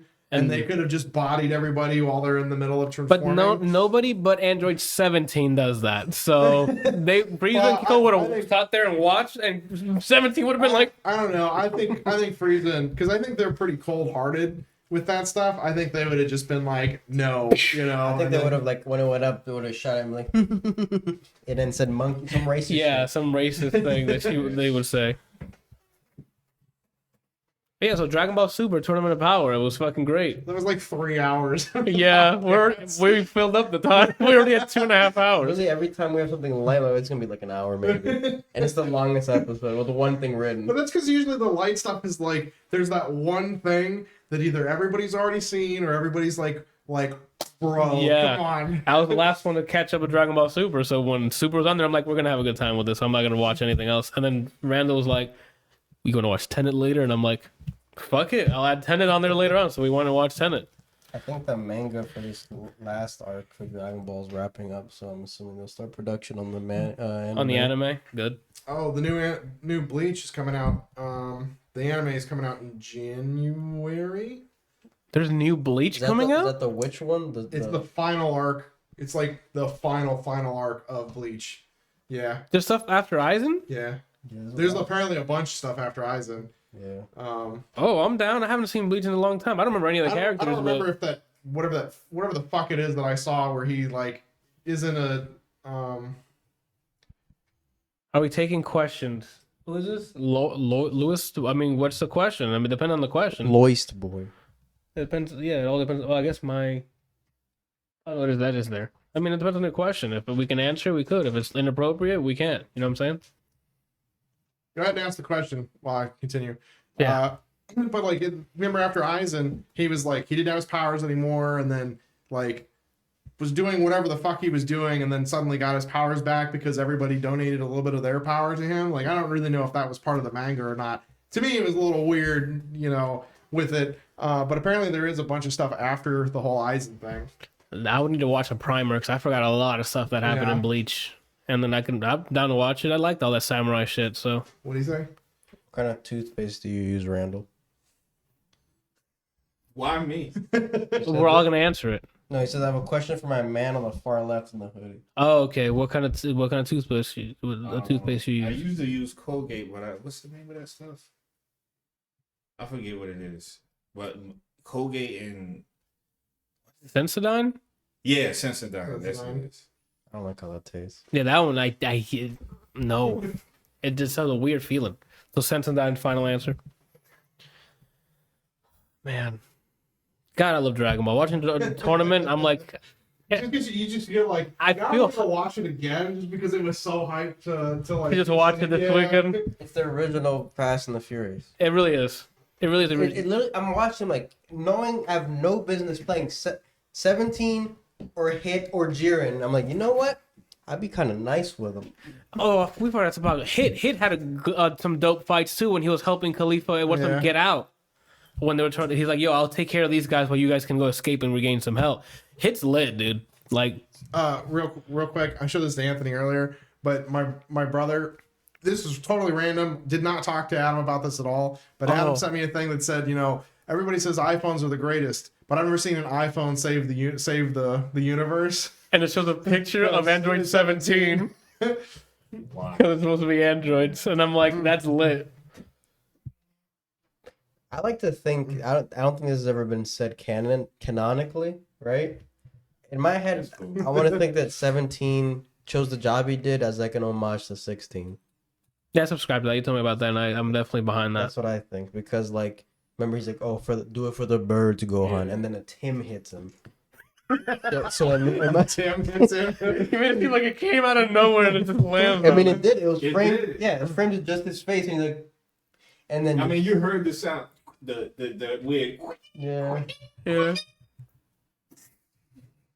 You ever see someone get so pissed that your kid stopped beating people? It showed Gohan like, what? And the Cell Juniors are like, wait, what? Those are cool arcs too, because Gohan definitely had the limelight there. And Cell. And Cell Saga. That kid was. That's when he became Beam God. Oh my god.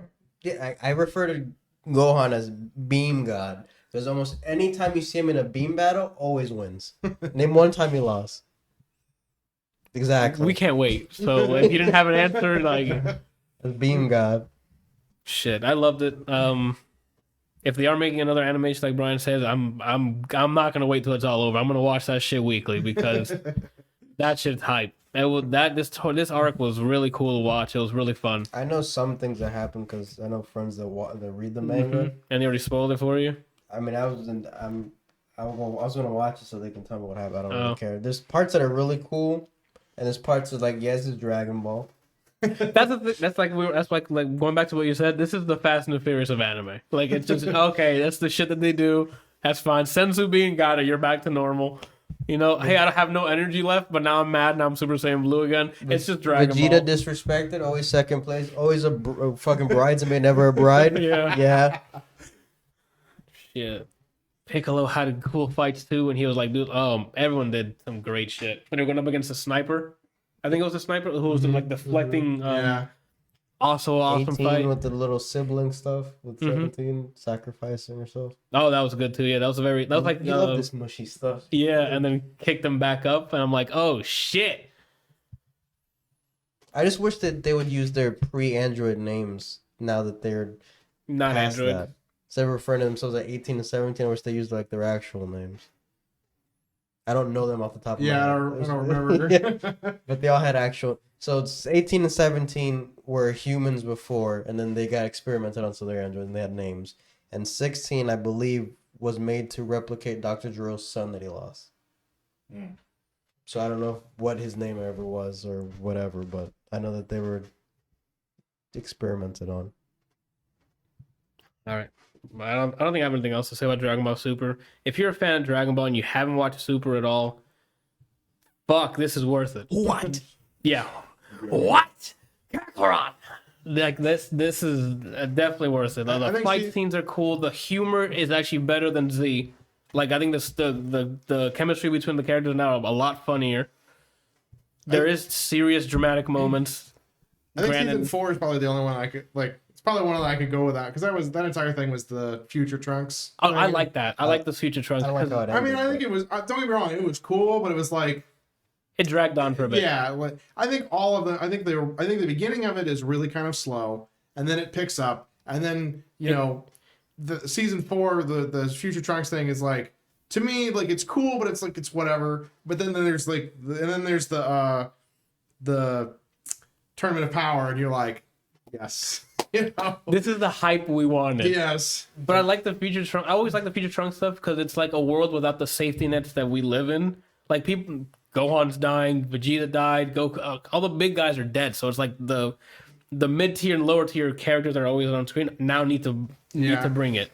And I think the reason that I didn't really care for it is because it was like you had the exhibition tournament.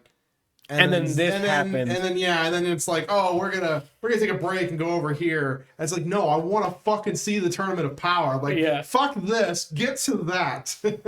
I guess that's why I was frustrated watching it because you guys told me when you get a Tournament of Power, that's when you're just everywhere. You're not in everywhere. Rolling. And so I watched the exhibition. I'm like, this was really dope. If Tournament of Power is every universe, I'm like, that's gonna be insane.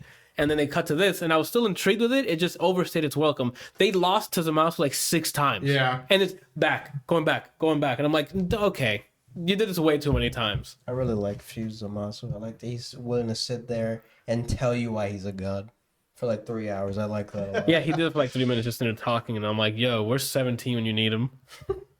Just so you can blast him mid-conversation. That'd probably be...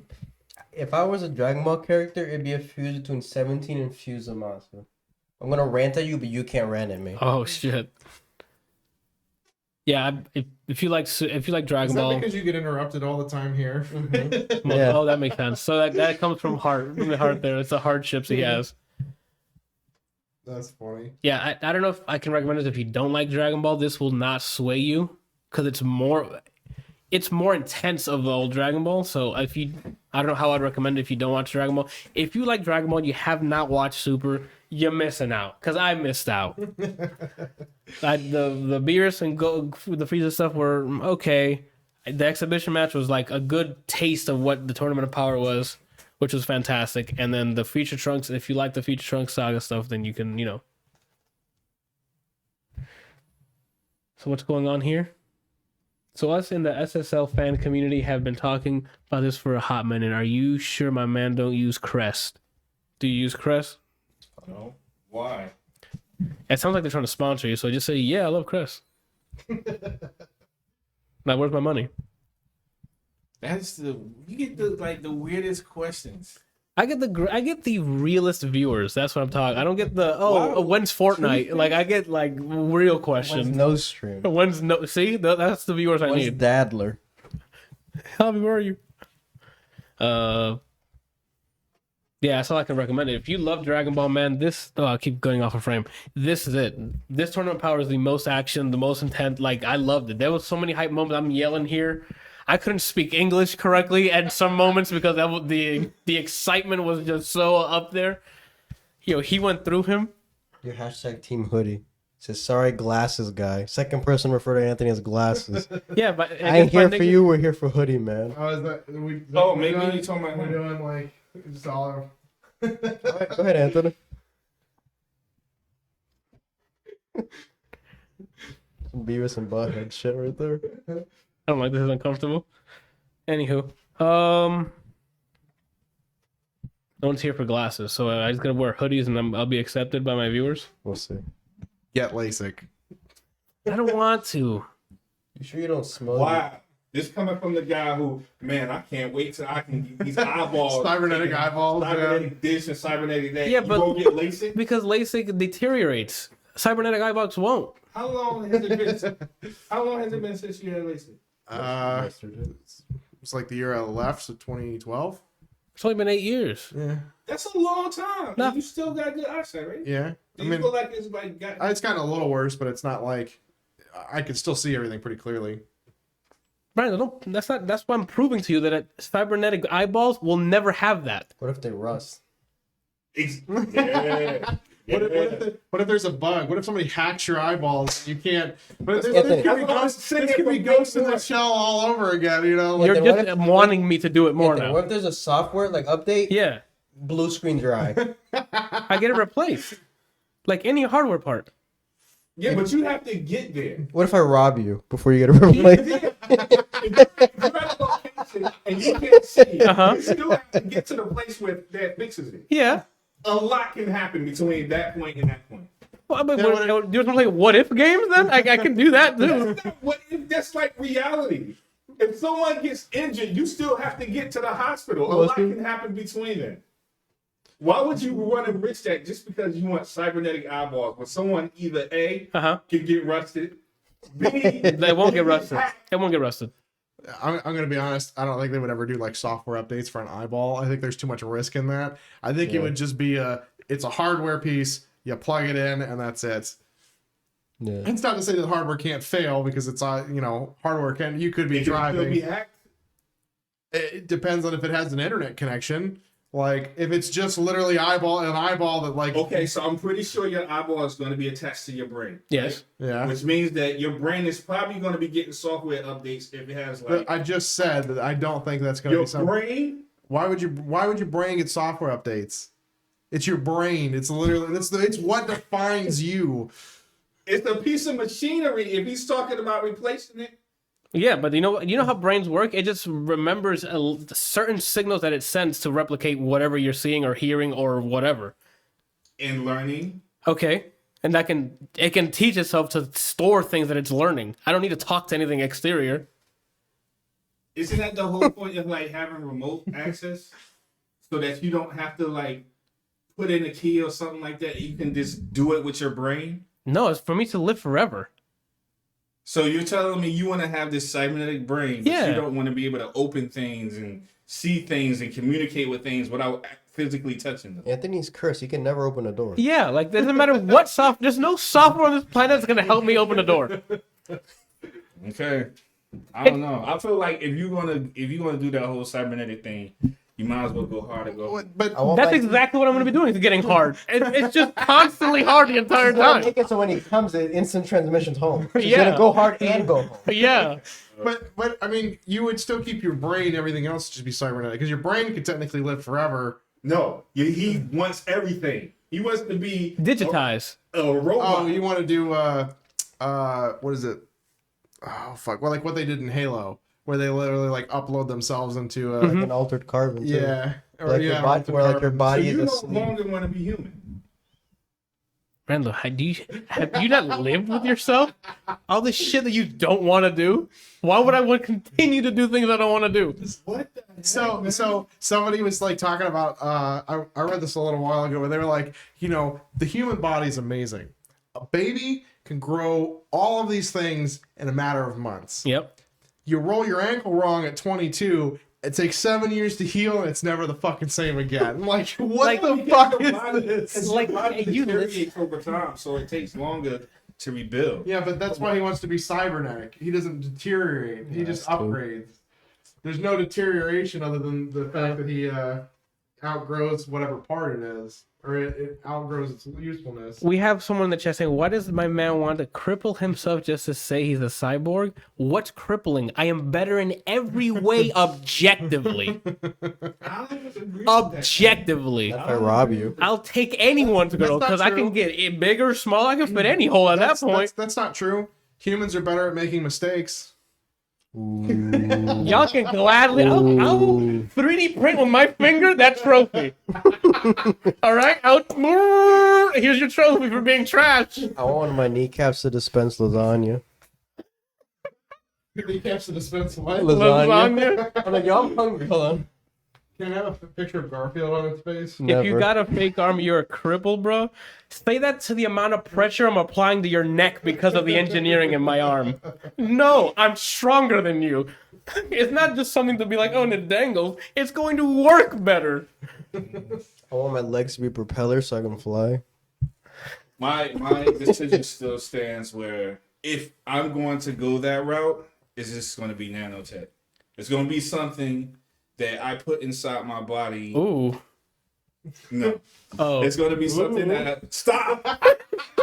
It's going to be something that I put inside my body that, like, improves, not replaces. Something that, like the whole stem cell thing or regenerative healing or all that stuff like that. But I am not going to replace my eyeballs or anything that's in my body. Whatever I was born with, I want to keep. That's fine. Now, if they have something that's going to help me improve upon that, make me see better with my original eyes, then okay. Cyber eyes. No, not replace. Did you not hear me? Not replace. Yeah, but you keep said my original eyes. Yeah, but you said you were going to put nanobots in you. What if they replace your eyes? Then they're not doing the job that I want them to do. Well, welcome to AI. They're still improve. Yeah, they are improving it by Not replace. they're replacing it with something better. No, that's not what I'm doing. No. My man Bajit having wet dreams about being a cyborg. Is that Bajit? I don't know what that means. I don't know what language he's speaking, but yeah, absolutely, dude. Like it's just moving on. It's just it's like, you know how Goku goes to Super Saiyan? Going cyborg is us going Don't Super Saiyan. misunderstand me. Like, I understand why you want to do what you want to do. It's just the fact that I feel like you leave yourself to be more vulnerable doing that than being a human being. What do you mean, dude? People are Because you can be hacked. yeah, but allergies. Someone can die from a bit Yeah, but vitamin. your body was designed to fight off that stuff. People die from allergies. Yeah, I agree with you, but we're still fight off. Our body was still created to fight off diseases. Randall. Technically, it wasn't. Technically, your body was not created to fight off diseases. Your body just exists, and you build an immune system by getting sick. All right, so let's go back to the one reason he says not to do it, which doesn't matter because it currently happens to people alive without cybernetics. The thing right there on your table, Randall, What about it? can destroy your life if someone hacked you. So why if I'm already in it? I'm not disagreeing with you. Then why bother stopping at this? I can put it in my body. You're raising the level. So now you're talking about, like, I don't know all the ways this can destroy my life, but I agree with you, it can. Yeah. But if someone hacks my body, They cannot hack your body if there's no network connection or any connection. I will not be talking to some Legion server. I am now my own walking android. I won't be communicating anything. Does that make sense? The only way to get in me is to literally solder stuff into me. I'm gonna drug you and then I'm gonna put a USB in your asshole. Yeah, like unless you do that, like just stick like USB on like the head of my cock or something. Like there's no. I'm not gonna be like hack Randall's phone from like just staring at it. I'm not talking to anything networking. So everything that powers your body parts is not being controlled by anything that has remote. No, it's nothing's remote access. Everything's gonna be from within. It's in house. Okay. He asked, "What did everyone at this table go to college for?" Software development. Me and him. Artists. I don't know what was the official title for. Computer science. And then Brian did for Recording arts. Bam. We're all creative folks. Yeah, like the cybernetic stuff is for this only. I have all this to use to talk to a server. I don't need to sleep anymore, Randall. I don't need to connect to a server so I don't have to sleep. I just gotta remove that shit. Not to mention you could compartmentalize it. What do you mean? So you could just like have something built into your arm that's not part of you, but part of you. You know what I mean? You don't like flesh?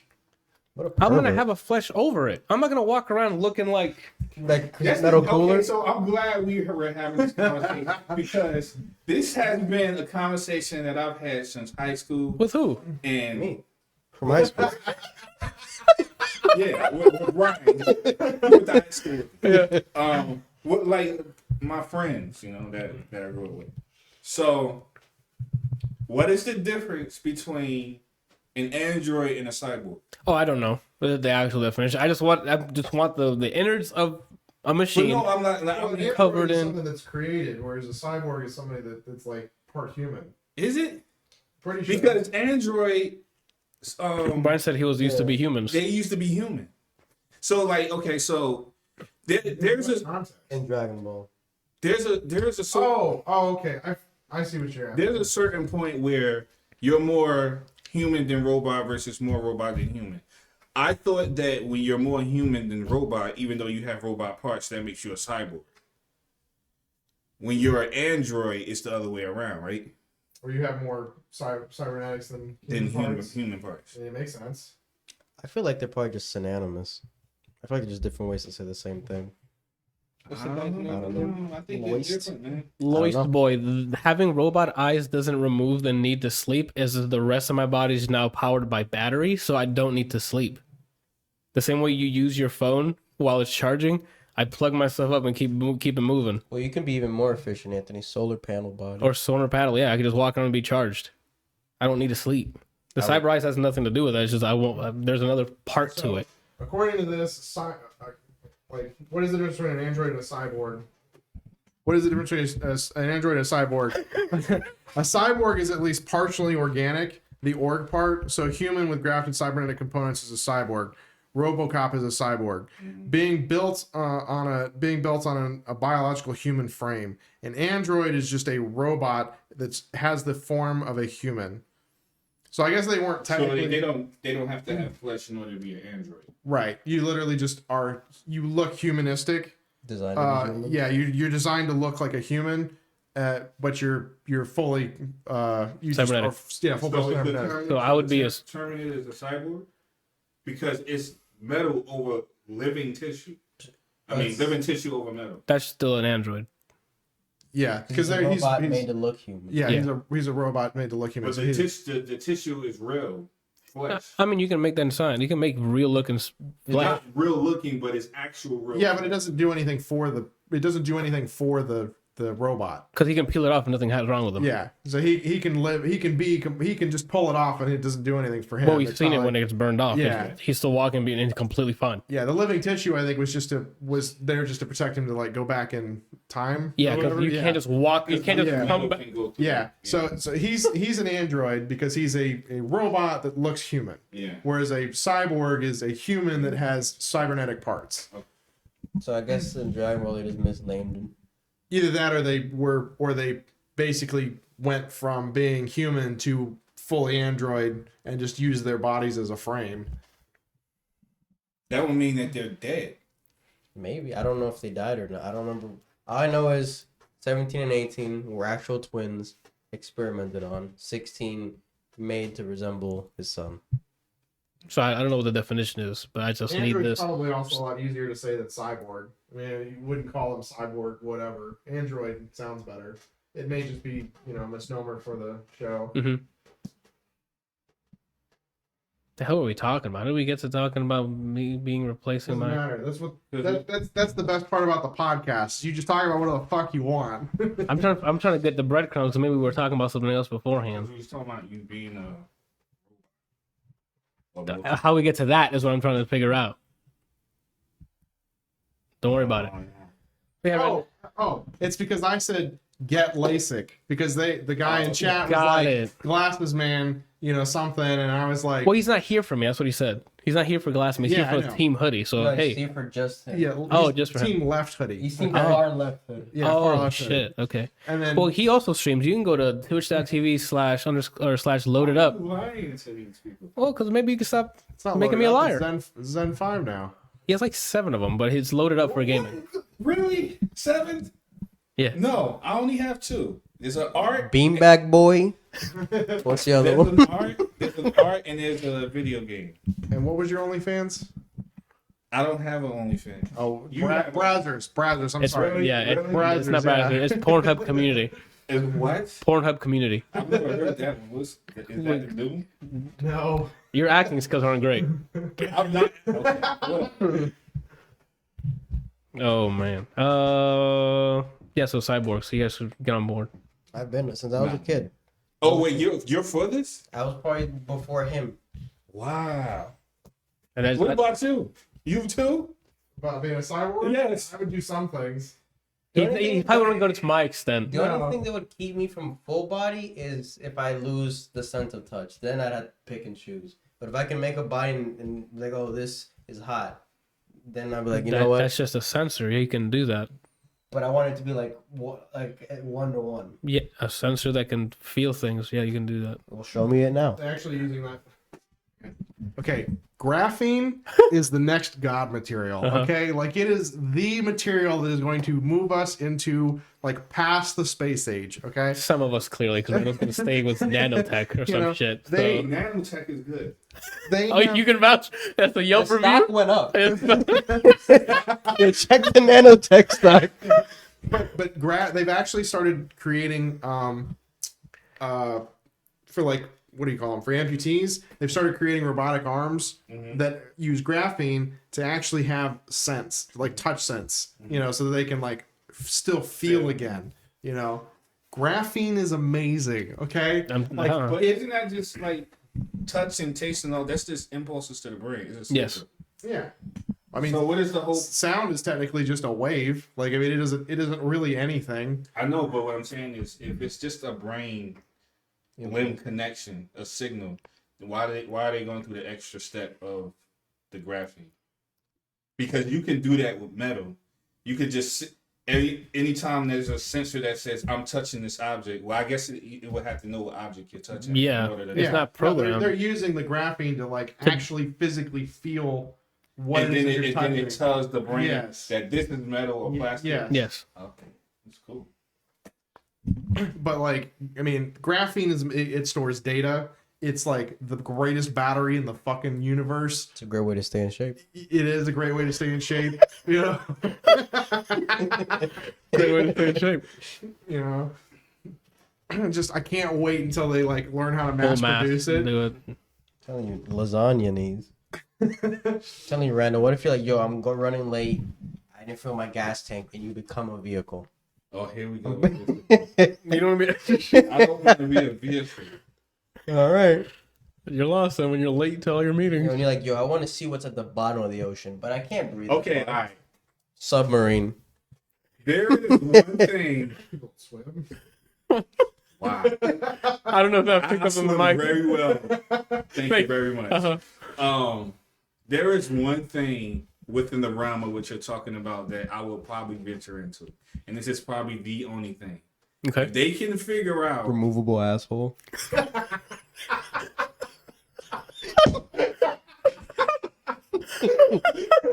He just said no. okay, so that's two things. Uh-huh. So the first thing that I was originally going to say is, if they can figure out how to make human beings teleport, then I would be. I don't think that'd be a cybernetics thing. That'd be like a device it's that a would. molecule thing. I would. Assume. Yeah, that- but I'm just saying that I would probably. I don't know if that's the realm you're talking about. That's No, I something mean else. when I say realm, I mean science, Oh, okay. like or biological science. Okay.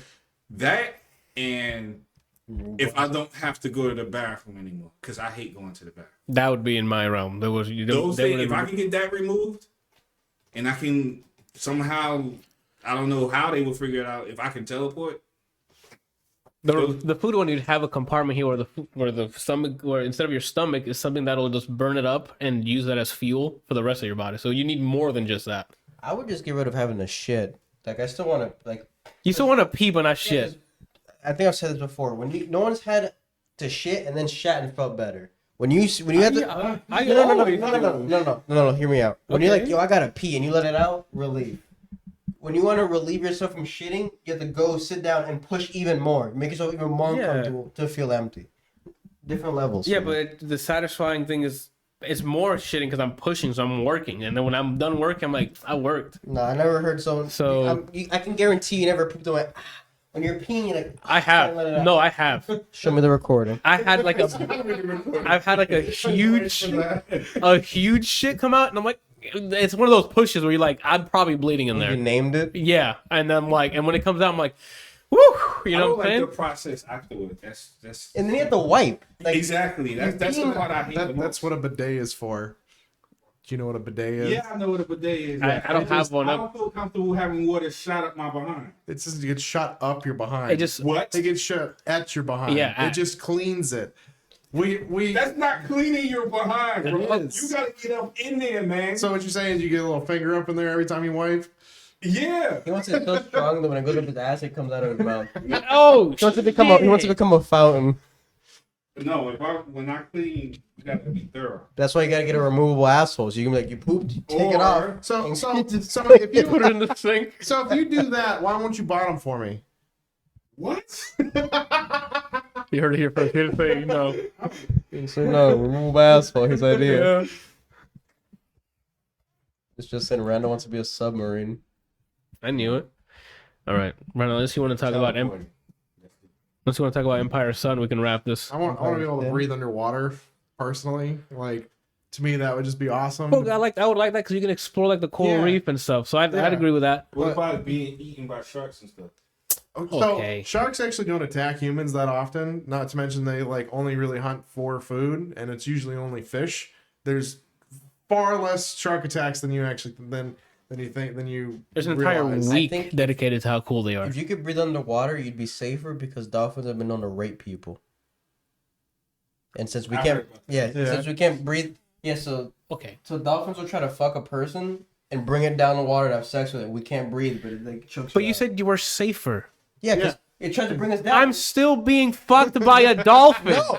I'm not safe. No, because think about it. They suffocate you while doing so. Now you can breathe, so you don't have to worry about it. So you can punch a dolphin. Oh, okay, that's what you mean. So I can retaliate. Yeah. Okay, I'm like, You what can the counter fuck do you mean I'm safer? Instead of like, yo, I can't breathe, then you go. Yeah. No. You can defend yourself. I thought you meant just take the fucking. I'm not doing that. Just let it happen. Yeah. Be over, then you can swim back up. You No. don't have to worry about. If anything, that's how it works. Because you're actually conscious for the entire. Yeah, just like Right after you finish it, you see the pull out the wall and just walk out. That had me scared for a second. Let me just sit there and take dolphin dick. No, I'm good. But yeah, like I think it'd just be awesome to be able to like to breathe underwater. They've been working on a device that you just like that you like see in movies and things. Where you just put it in your mouth and you can just dive down. There actually is a prototype right now that converts the water into actual oxygen. Yeah, and so you just breathe in and it pulls it in, separates the oxygen out and the hydrogen, and then the hydrogen goes out one compartment and then you breathe out the oxygen like normal. Mm-hmm. I don't really understand how it works, but the theory of it's really cool, and it's just like this like long tube thing. You put it in your mouth and you can just go swimming. You just dive down and keep breathing through your mouth and just do whatever you want. Is it something you have to bite down on, or is it like strapped to your face? I think it's something you just bite down onto. I don't like that. I gotta strap it because some shit comes out of nowhere and I go, oh, it's gone. And I'm not... I mean, like the prototype. Like I said, it's a prototype. Yeah, so they just needed to get like it's something that you probably would get to like just strap it into your head. But the whole thing is that you want to try and keep it in your mouth. That's the last thing. Yeah. Boy. You don't want to do that? No, don't get me wrong, it's cool. But there's still predators down there, so Still I'm up good. here. Well, there's some up here, so that's the same thing. It's Yeah, just that's but they underwater. know wild animal predators don't really go into cities. Like you have to go out there into Oh, their right. land. And then in the water, you're which is- already out there. Exactly, yeah. Everywhere is their land. So, nah, I'm good. Who's this new motherfucker over here? I'm gonna Yeah. go bite his leg off. Yeah, I And, don't- and at the end of the day, you're still not in your element. You may be able to breathe, which is awesome. but you can't But fight you the don't thing. have the mobility, speed, or strength Watch like me. you would. We saw the tier list. Watch me. Not with that attitude. I'm a rain runner, right? Now imagine me submerged in water. Shit, he'll be back flipping all over your cow daddy in no time. Ultra Instinct Bryant. That's what happens. Oh, And he's gonna be next to me seeing. He's gonna be in submarine form, like, dang. I'm like, Yeah. saw that shit? oh, and back to Super. That fucking theme song for Ultra Instinct. Fuck, that shit hit when he was turning lit. Bring back Boogie back. Yeah, there's some ending songs for the show that I really wish they never changed from ever, and it's Boogie Back, and then the credits started playing, and I'm like, never change this, and then they changed it. What was I gonna say? Yeah, right. If you Empire Sin, sorry, I said Sun earlier. We skipping Peaky Blinders too, or That's up to you if you want to talk. We're already 3 hours in. I don't care. I can sum them up in like 3 sentences each. Go for it then. All right, What are we boom. starting with? Empire Sin. Very buggy. It's fun. If you like XCOM combat with civilization management of stuff, you'll like it. If not, I honestly, either way, I would wait for it to be on sale because it's really buggy. Okay. And then how about Peaky Blinders? Peaky Blinders. All right, so you're doing season 1 and 2, right? Yeah. So is Anthony 1 for 1? I thoroughly enjoyed this show. 1 for 1. First, I don't know. I haven't finished like season 2, so I can't Season recommend 2 that is yet. slower than 1, but it still has that, yo, wait, what? It's slower than Luke Cage. No. Slower than Luke Cage. It's literally, it's like 12 episodes. There's 11 episodes of nothing going on. Brian gave me the most nervous note. No, that's not that. Like he had flashbacks. No. If they didn't literally have Jamaicans in season 2, I would have never watched. I would have stopped immediately. But every time a car pulled up, it was playing reggae, and then he's like, "Them fi call me Bushmaster." I'm like, "Oh shit, dude, beat that Luke Cage's ass." Oh snap! So yeah, Peaky Blinders. yeah. If you like mafia stuff, you like European accents, which I do. Sold. Yeah, Small episode count, but they're like hour long they're an hour episodes. long. Yeah, I prefer that. A lot of twists and turns. A lot of people dying. a lot of people throbbing. Yeah, a lot of frobing. In season 2, they started showing tits. So for you perverts out there, I don't know why you guys are looking right at me. We all know it's Randall. Oh, I'm sorry, let me. Yeah, Lord Randy. No, damn it. yeah, I don't want to spoil anything, but story's interesting, characters are interesting. Every time I finish the season, I immediately watch the next episode of the beginning of the next season. But how does it compare to Skullgirls? So yeah, if you want to watch Peaky, I wouldn't be like, oh, it's on sale right now for only. I couldn't confirm. I didn't want to give fake numbers. Oh, right. But what if you just saying it brings it into fruition? No. I mean, I'm sure it's gonna go on sale soon with the Christmas stuff coming up. Oh, actually, you're absolutely right. It most likely will They be. might announce it too. I don't think they're going. I thought Brian was gonna swing at you when you said that. Cause you said announce it too, and he went, and he looked at you like I'm like Randall's dead. I fought the urge. I mean, it's always you gotta believe it, man. It's always a chance. I think they're just gonna keep expanding on this one because they're. Damn it, we actually spent too much time here. I was gonna say, what do we predict was gonna be announced at Game Awards for the world premieres? Oh, Because that's happening. Yeah, Smash because they always character. have world premieres and like showing off stuff. But we're already 3 hours. I don't know if you God guys of want to. War. Do you think they're gonna show gameplay of God of War? No, I just think they might show something. Okay. Yeah, they're Another teaser. Smash character. You think it's a Smash character coming? gonna show. They're gonna show. Whatever the little fuck's name is, being older. Atreus. Atreus. Yeah, they're gonna show Atreus being older, and then him just being like, boy, and that's it. I know he's gonna be like, I'm not a boy, father.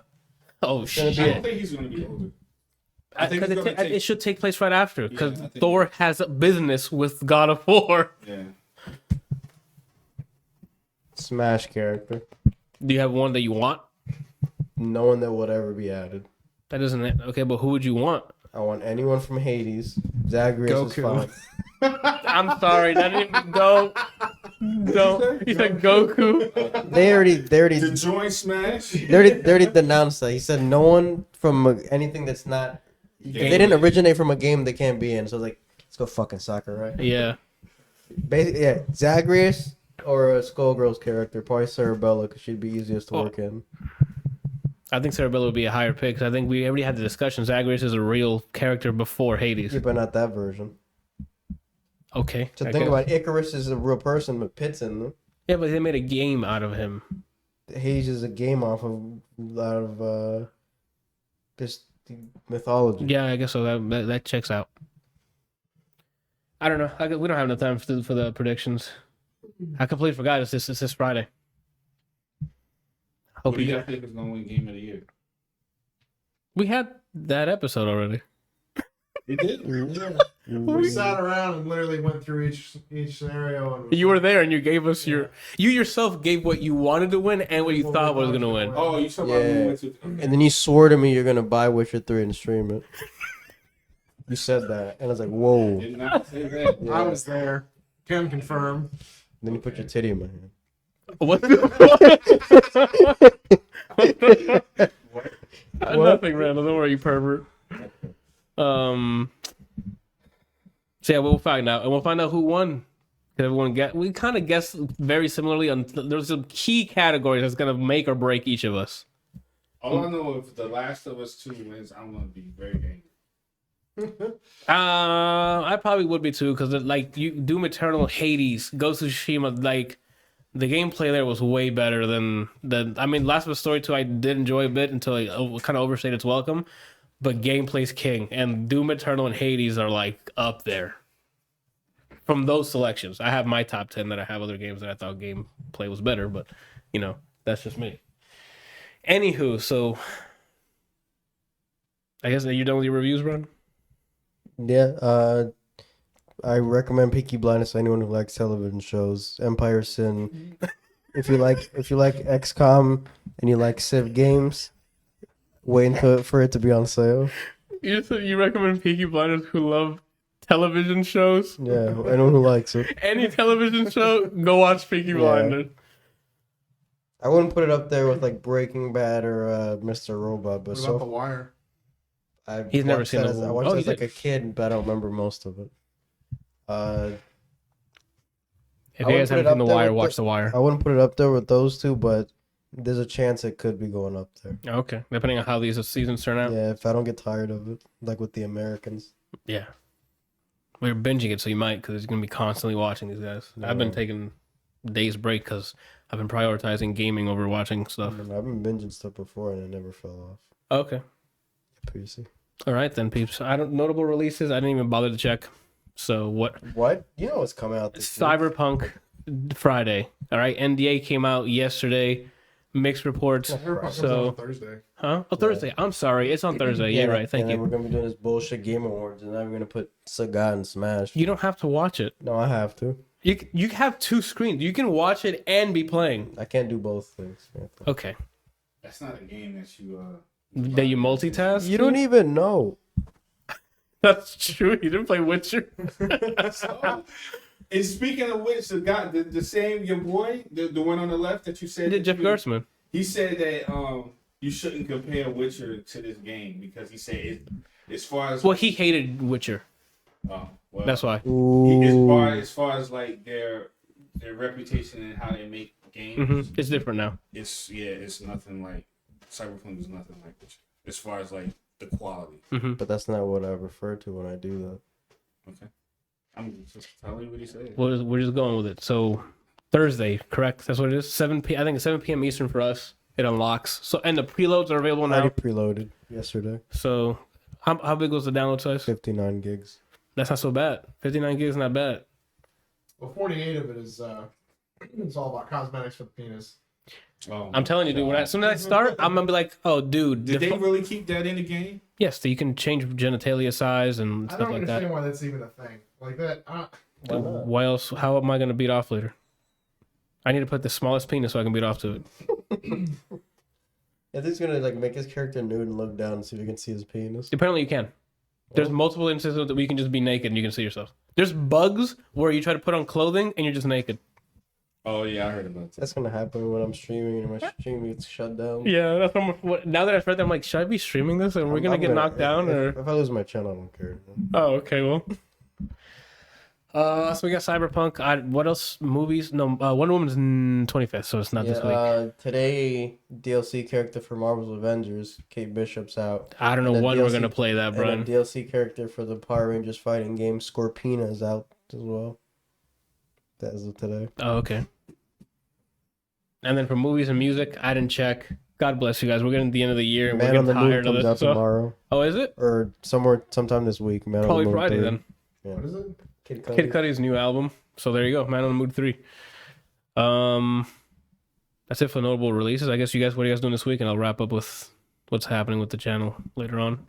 Kelsey, since you're in town. I'm hoping to fly home safely and actually make it home. After the store Flying back with the same airline. It was $43 a ticket. Like For a reason. he showed me that picture and I'm like, he's not gonna fucking make it. He made it. I'm like, okay, everything was fine. Then he tells me a story of the dropping in the middle of turbulence. I'm like, okay. Well, I mean, turbulence is gonna drop any plane. That's not specific to that. That was just. It's just the side of the plane, you feel it more. Yeah. Oh, okay. But that happens all the time. Maybe not 30 feet. Well, I mean, 30 feet. You drop quite a bit. You don't realize how far you really drop. You just kind of feel it, and then you're down. But a smaller plane is like, yeah, because it's a smaller plane. Like this is Bring alcohol. This is how I'm going on the plane. you know. That'd be my reaction. With no snakes. That'd be my reaction. It'd just be, whoop. Well, so I know we'll see what we do. I guess this week since you're here, we can try to do Remnant since you're here. So How would we play Remnant? Oh, have a second computer. yeah, So gone right now. he's so lit.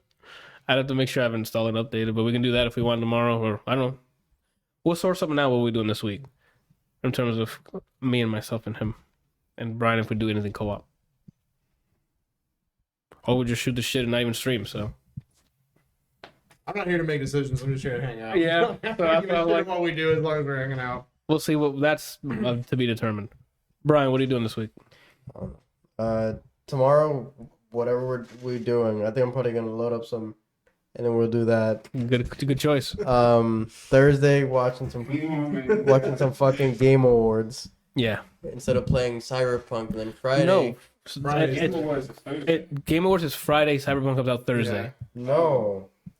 Yeah. Game Awards, we did this already. It's the 10th, and the 10th is Friday. 10th is Thursday. 10th is Thursday. Yeah. Anthony.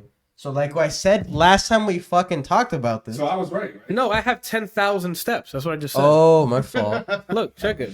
10,000 steps. You guys are idiots. So yeah, Thursday, instead of playing the game I waited 5 years for, we're doing this for the pod. Watching this bullshit For the pod? for the pod. You don't have to watch it for the pod. I'm going to keep track of who's what. What are you talking For about? the pod. Okay. And then Friday, I forget what people look like. No, that's true, because that's game mode enabled. You said you're not streaming it? I'm streaming it the first day, and any slight inconvenience, I'm shutting down my stream. So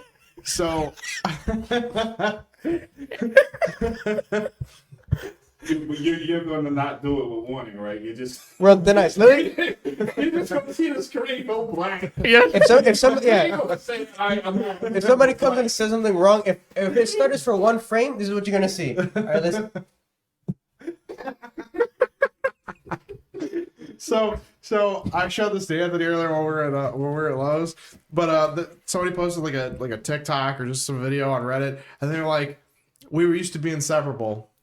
He treated me so nice. Oh, He's yeah? the best I'd ever been treated until 11/13/20 when Cold War came out. It just showed him like ignoring her and playing the game.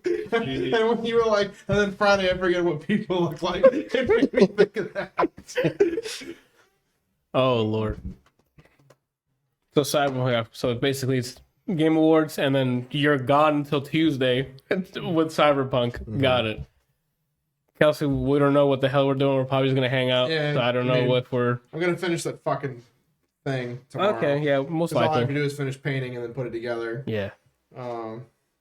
I gotta look into that stencil stuff. That'd be cool to have the split screen thing on there. There's a Frobin. Oh. I'm not gonna put a Throbin caulk on there. Oh. I'm gonna be in the back, like as a spoiler, like in the back. So if you ever turn it, it's just a cock there. And it says from Lord Randy. Forever yours. Yeah. All right, Randall, what you doing this week? Just working and I guess hanging with you guys. Okay, I was gonna say. Okay, well, there goes the mic. All right, you're done. I'm assuming, right? That was your button check. What are you doing? Yeah, what are we gonna do? That's my button. I said work and hanging with you guys. Okay. Oh. Got him. All right, for myself. Anthony. What's up? What are you doing? What am I doing? I started doing the editing for the unboxing of the Xbox, so I'm only a couple minutes.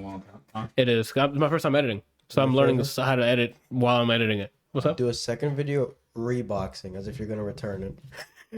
That would be if my Xbox ever fucks up. I'm doing that. I'm like, so it fucked up. So here's the reboxing of the Xbox before I send it back.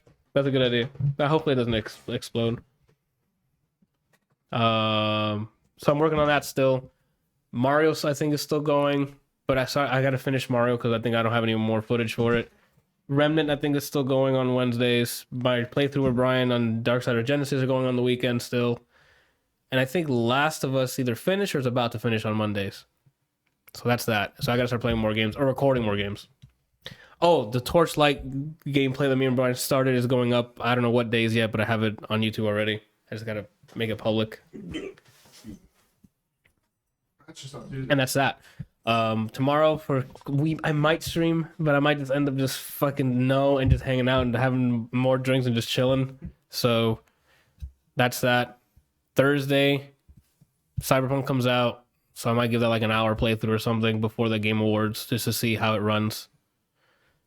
And then the Game Awards happen, so I think we're allowed to stream our reactions, right? I don't know. So we might stream that, just us chilling, watching it here.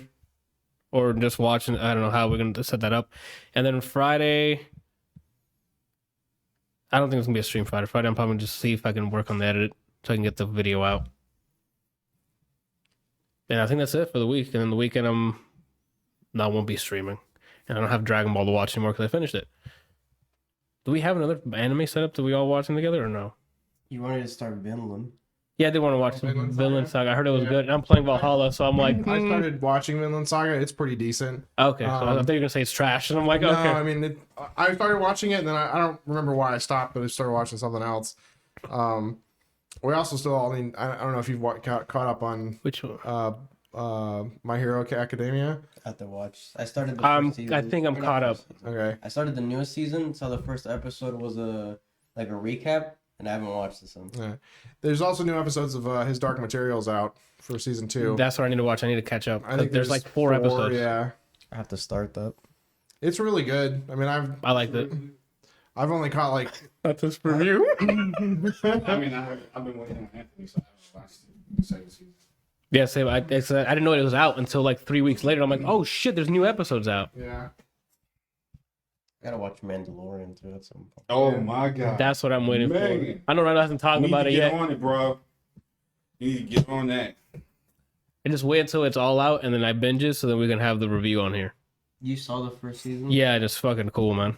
It's really cool. I like the whole... Jon Favreau had I don't know if you saw my post on Instagram, but he has single-handedly saved Star Wars. I don't believe that. I just like... You wanna know why? Because the actors were in it too. Oh shit! What? It's not a one-man job. He's already saying. The actors did it too. And the light Editors. people, and the makeup, audio guy. and the audio guy. Yeah, but they wouldn't know what to do if it wasn't for him. They would just be standing there. Yeah, but he wouldn't see his vision if they weren't there. That's also true. You can't just give it to one guy.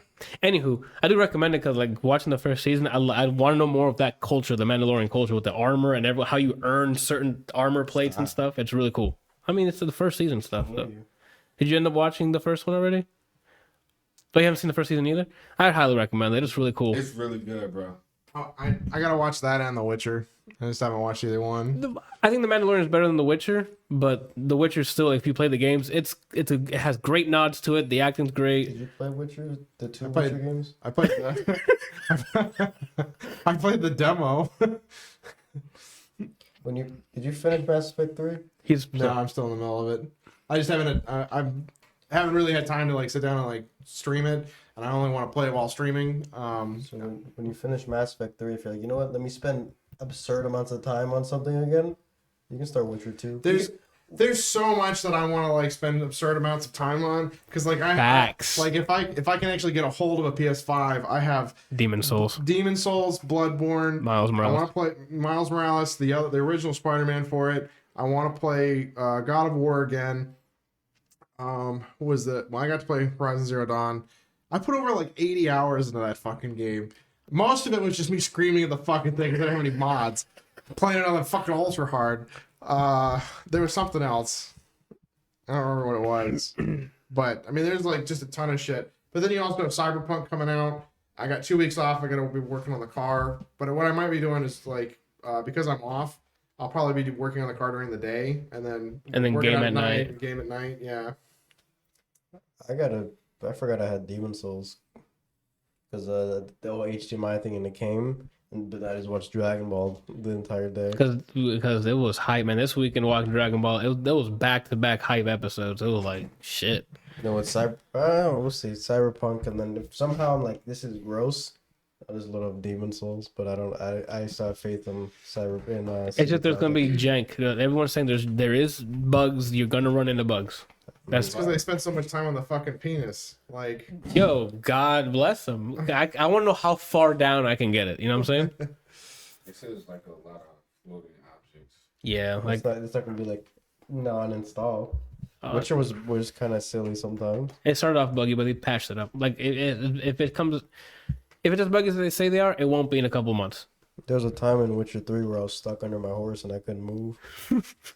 I also got Code Vein, which I still need to play too. Yeah. Oh, let Brian know if it's any good because I bought it for me and Hobby. Yeah. Oh, my bad. I didn't know you did. It was like on sale. Yeah. And I got it, and like I was reading the reviews and things on it, and I'm like, I kind of wish I didn't buy it, just because I have so many other things that I have to do or that I want to do. Javi and I are gonna play it once we did everything else we want to do in life. You know, and then what the hell does that mean? So like we bought it to have because it was on sale. Yeah. But once we get done with all the games like immediate interest, The gamer season ones? Yeah. Oh, these are all because open he's still world. going through Horizon. Oh, okay. Yeah, I still got to finish Godfall, which I don't know if I'll ever finish that. You know, Warframe. Yeah, basically. No guns. What was I talking about?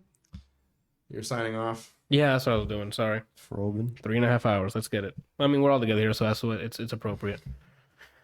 So that's it for the week. This has been episode 121 of the ADLR Podcast. Enjoy the view. This doesn't happen often. We're all together here. We'll be back to normal next week, I think. So until the next time we're all together here, cheers. Oh, and then next week is our final episode for the year. It's when we do our top 10s, we see who won the predictions, and we probably, if anyone's seen anything, we review, but it's just going to be those two things, then we'll sign off. So we won't have one the week after until January, 4th or some shit? Until then, So that's it. Thank you guys for watching, listening, both. We'll see you guys next week. Happy painting. And happy painting. Goodbye. I forgot I had the thing.